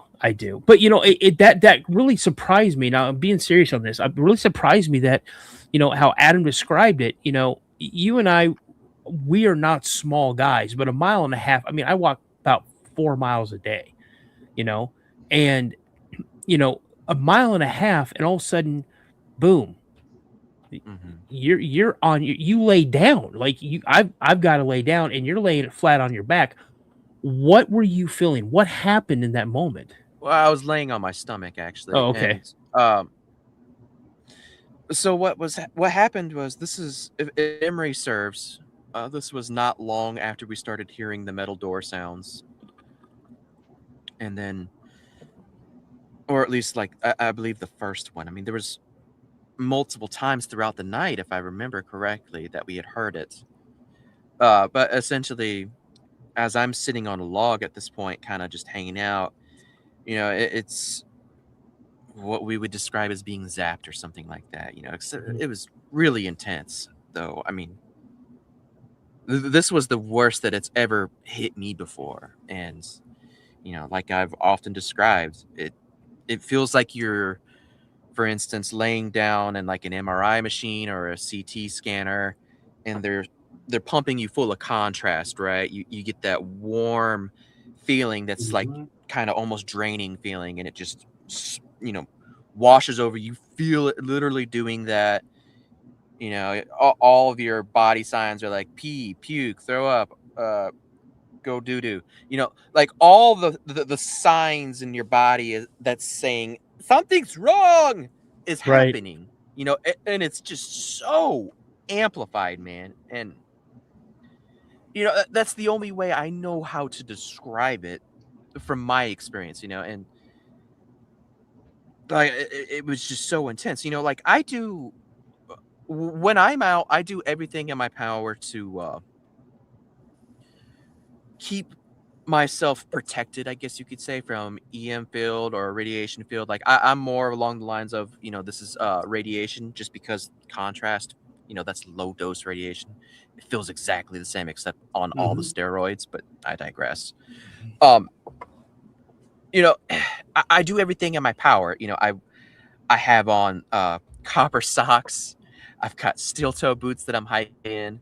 I wear like one of those vests that you plug a power bank into to warm you up, because that vest acts like a Faraday cage. You know, you're wrapping yourself up in a metal mesh, sticking it onto a battery, which is grounded.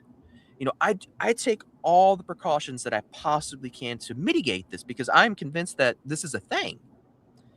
You know, and I've had good luck with it. Sometimes it's not so bad, but like this time was the absolute worst. And you know, it was just all I could do. Like, I just got up and laid straight down on the ground. You know, I don't know if I'm like grounding myself or something. I don't know, but it's the only thing that I can think of to do to make this, you know, subside. And the important notes on that is when I got up, I get out of the way of it. You know, I go to the side and then lay down. You know, and once that happens, you know, the intensity, the whole wop wop wop wop that I'm feeling and not really hearing, but just feeling all over my body, you know, stops. You know, and that's why, you know, to me, this stuff acts more like a beam rather than a wave, you know, because if it was like a wave, it wouldn't have mattered where I was. Heck, the people beside me would have got hit too, you know. But if it's focused like a beam and then all of a sudden you're out of it, well, then I start feeling better and start recovering. I mean, granted, it took me a minute because, man, it took me out hard. Yeah, But he I was pretty eventually wiped got out. up. Yeah, it sucked pretty good. But I mean, I eventually recovered. You know, I was just like, all right, well, that's done. And, you know, everything's hunky dory. Just another normal night out in the woods boogering at this point. So, Right. So, Jamie and Melissa, were you guys involved with the Vanished at all? No. No. No. Okay. Well, I was going to ask, what were your guys' take on, you know? So, what was the? I'm at a loss for questions, to tell you the truth. I mean, okay, let me ask you, Melissa. Since you know you've been part of Relic Films, where do you feel that uh, this group of people has taken your level of appreciation for cryptids? You know, has it made you more of a believer, even though you have seen some? Has it answered some questions that you may have started off with going through investigations with Greg and Jim and Jamie and Natalie and Adam and other groups that may join up with Relic Films when they go out for a large scale investigation? How do you feel that has kind of changed your outlook on Bigfoot or Dogman or? Since joining Relic Films, the short answer is I have way more questions than answers than I did before. Okay. Because I was purely a Bigfoot enthusiast and have spent, you know, over 20 years researching field research and also doing different kinds of film projects with different people about the subject of Bigfoot. So that's been my pure focus until joining up with Relic Films, and then the world has opened up for me. There's so many other things. Going to the LBL was on my bucket list because I had heard so many things about the LBL. And so when Greg invited me to come up and be a part of the second documentary filming in the LBL where we had this, that was an unbelievable week for me. It was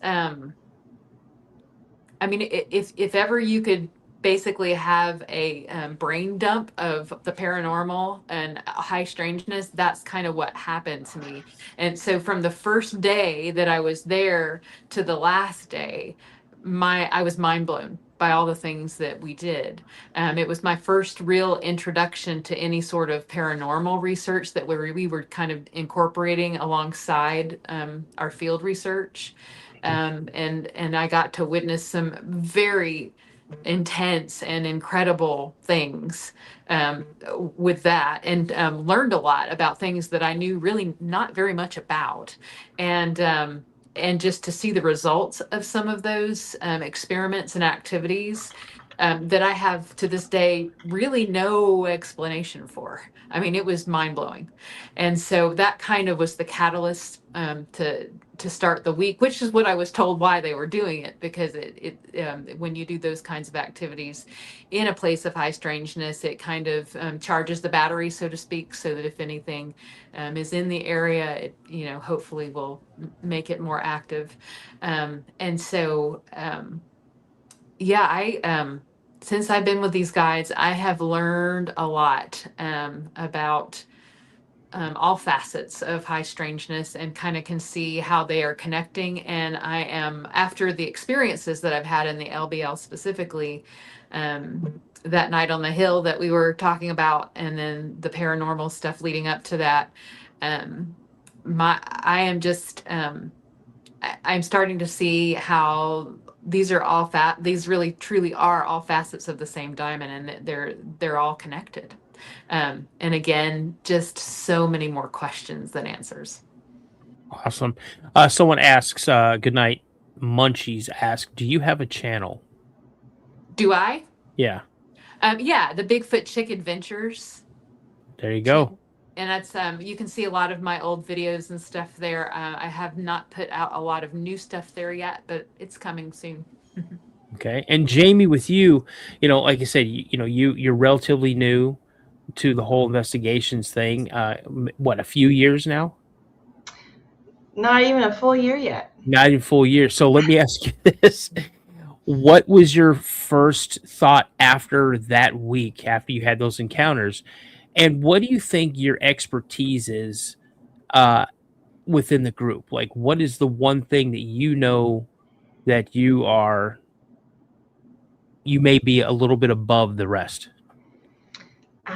Well, I did want to give a shout out to my sister Amy. She's in chat. She was at the LBL with us that night during our all-female investigation.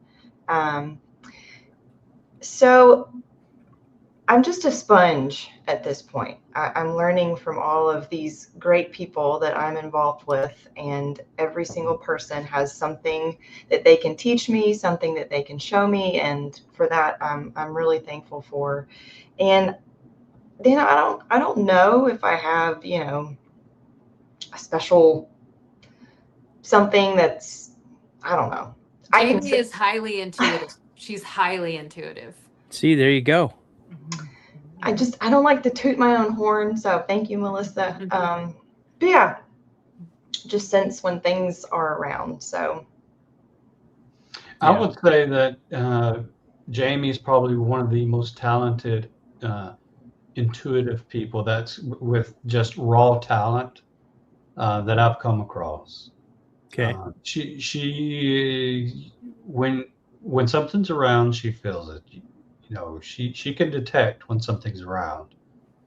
And that's a good person to have on any team. Like, yeah, she's like a hound dog. Or a canary. or a cat. Yeah. A shaved cat. Dang it. Dano. But you set me up on that one. Yeah, but she makes really good sandwiches as far as in our group. So stop. I mean, I know, with me, I don't think I really excel at anything. Well, I mean, I do make a mean chili. I won 5 chili cook-offs with that, by the way. So yeah, I'm pretty great at that. You want to come to the next one? Well, if I'm just going to be cooking, then no. But if I'm going to be on boots on ground and trying to get around, I'll come. Okay, well, you can do both as long as you bring chili. But also, I will toot my own horn. I'm a firearms instructor, a small arms expert when I was in the Air Force, security police officer. I'm a very good shot. My first shot always counts. I very rarely have to do a second shot unless I'm having a lot of fun. And I think that I'm very cool and level-headed in stressful situations. So But again, sadly, those talents go unused because of my absolute fear of getting back in the woods. Well, So. and speaking of Jamie's sister, I'm going to say this about the upcoming film, Return to the LBL. She caught a Bigfoot on thermal. And now, which one's your sister? She's Moto Girl. In Awesome. The I had a suspicion. chat. And she caught a thermal of a Bigfoot. Mm-hmm. And something else that kind of looks like a little skating gnome going through the woods. Okay. I mean, it's really weird. I mean, it's got this little. It looks like it's got a pointy hat on, you know. Yeah. It's like the sorting hat from Little Hogwarts is leprechaun. just right. taken off. And Really? it's just like, yeah, it's like gliding through the woods like it's on a surfboard. I'm like, holy crap! So Nice. yeah, I don't know what that was, but it was weird, and it was right at an area where they was all getting growled at and all kinds of stuff going on, you know. Nice. So yeah, that was a special night too, and it was our last night at the LBL. Okay. Now Jim was gracious enough to give me a couple pictures. Jim, Yo, talk to us about this one. all right. So this is kind of like aftermath. Like after everything was done on Wednesday, everybody went back to camp. I wasn't satisfied, and me, Kristen, and Mark went back out. And you know, I have already put out my little adventure doc because I don't have the time to make an actual movie out of my stuff. But you guys can check out episode 1 and 2 Wednesday night, which would be 1, and 2 would be Thursday night. And this is one of the critters that is back there kind of watching us as I'm scanning through the forest on my IR. You know, I'm not one to say exactly what it is. But could it be IR bloom in pareidolia? Sure, but it sure does look awfully canine shaped. Mm-hmm. You know, and when you see a canine shape in the LBL, it's kind of not always a good thing. Right. But the next one that I sent you, though, you can't deny that. No. You cannot deny that. And where this was captured at was right at where that portal was that opened up earlier. That kind of looks like one of the rakes. Yep. The only difference is this thing right here is about 2 foot tall. Well, keep in mind they were crawling. Fair.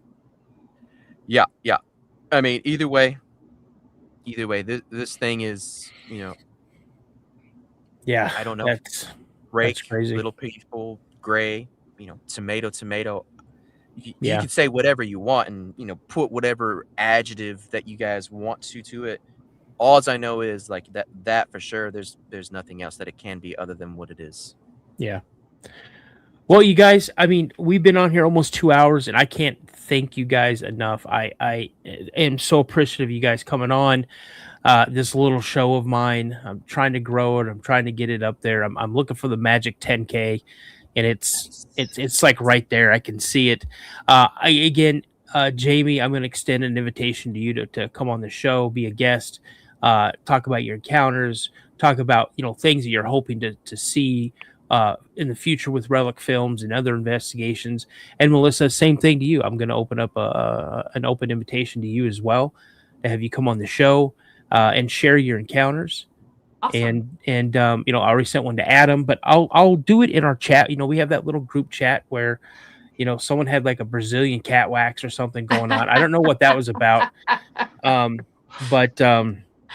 And then they showed a picture of like a Siamese cat or something like that. I don't know, or a Persian. I'm not sure. But anyway, I'll send you guys his invites there because I'm booking for June. My son's in town, so I've kind of pulled back doing interviews and things because I only get to see him twice a year and see my granddaughter twice a year.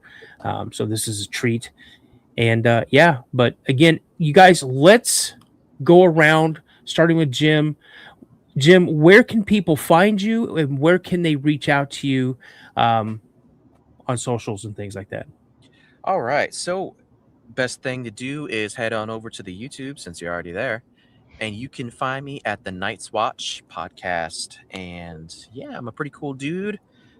I do guest interviews just like this, and I get out into the field sometimes, when I'm with Relic, and sometimes, just by myself. I shoot after my LBL experience, I had to go back and went back out there in March, and oh boy, so far that footage is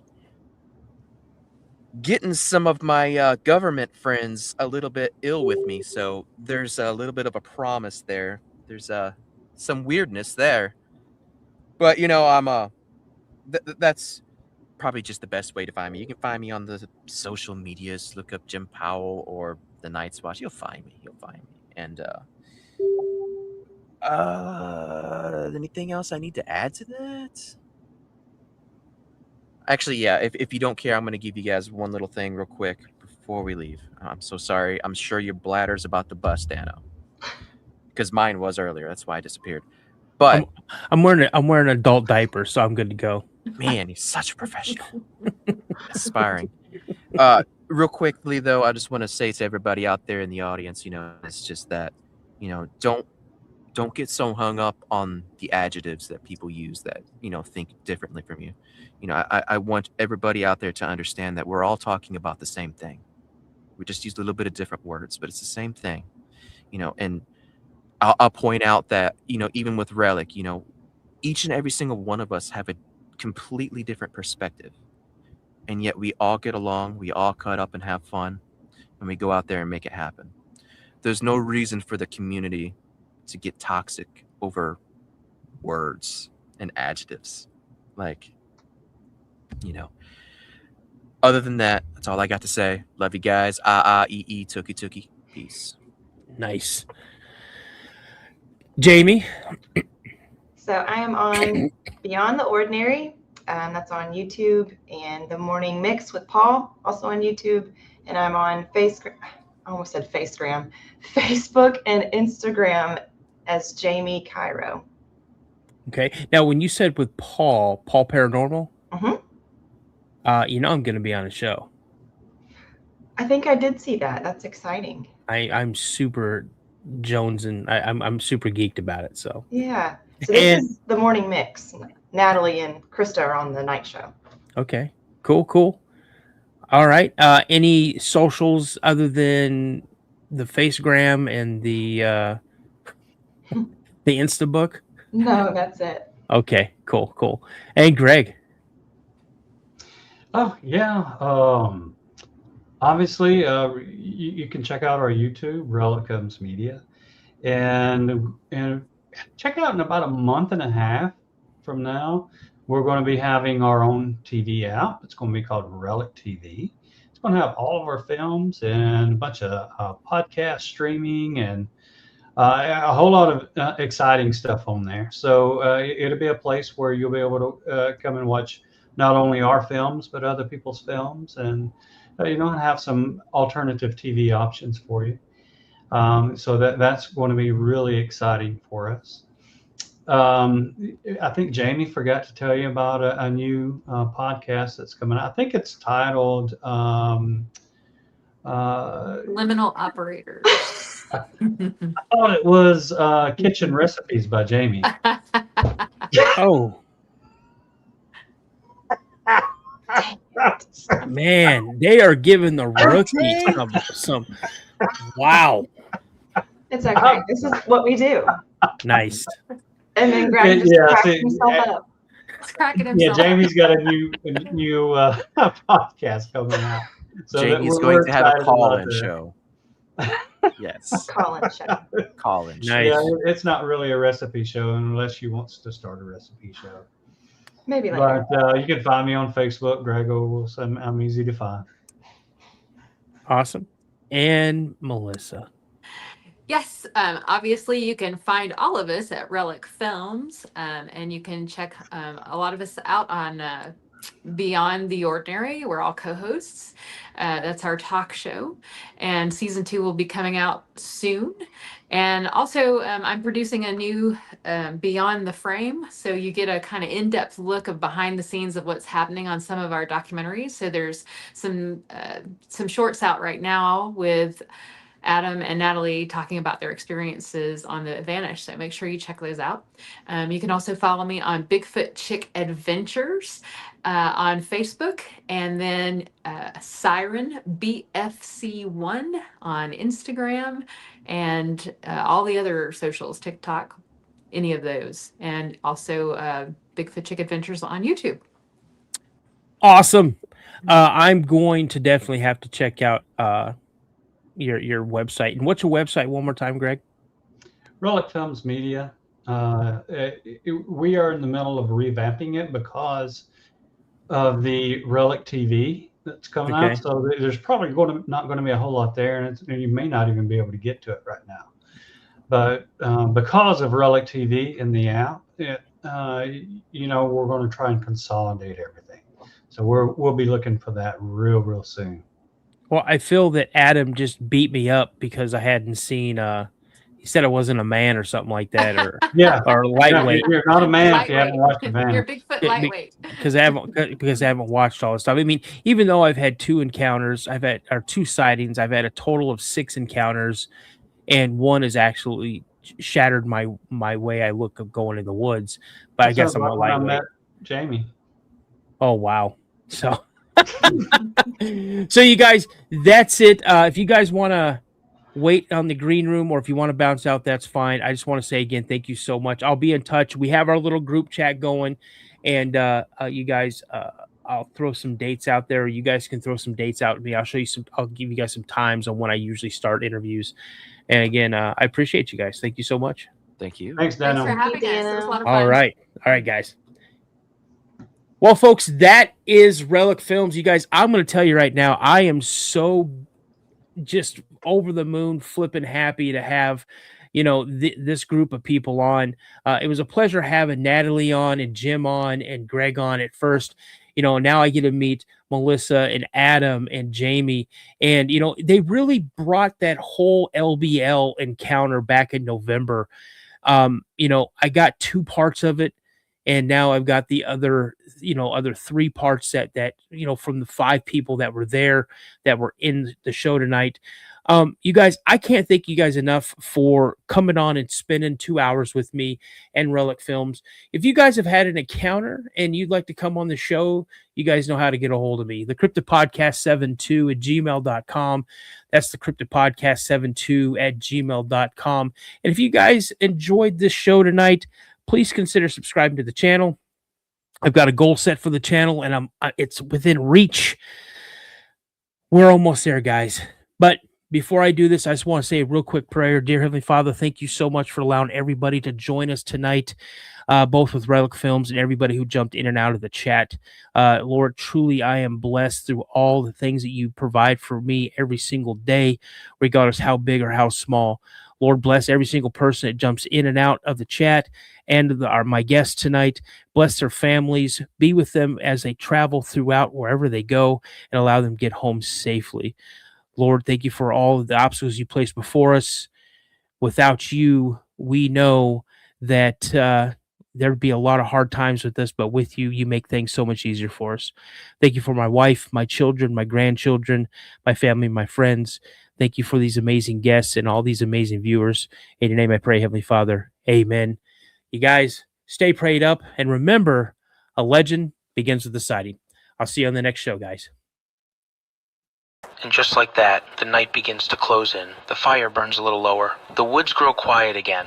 But if you've learned anything tonight, it's that silence doesn't mean you're alone. Somewhere out there, beyond the tree line, down that forgotten road, deep in the places maps don't like to go, something is still moving, still watching, still waiting. I want to thank each and every one of you for spending your night with me here on the Cryptid Podcast. Whether you joined us live, shared your thoughts in the chat, or you're catching this later, you're part of this journey now.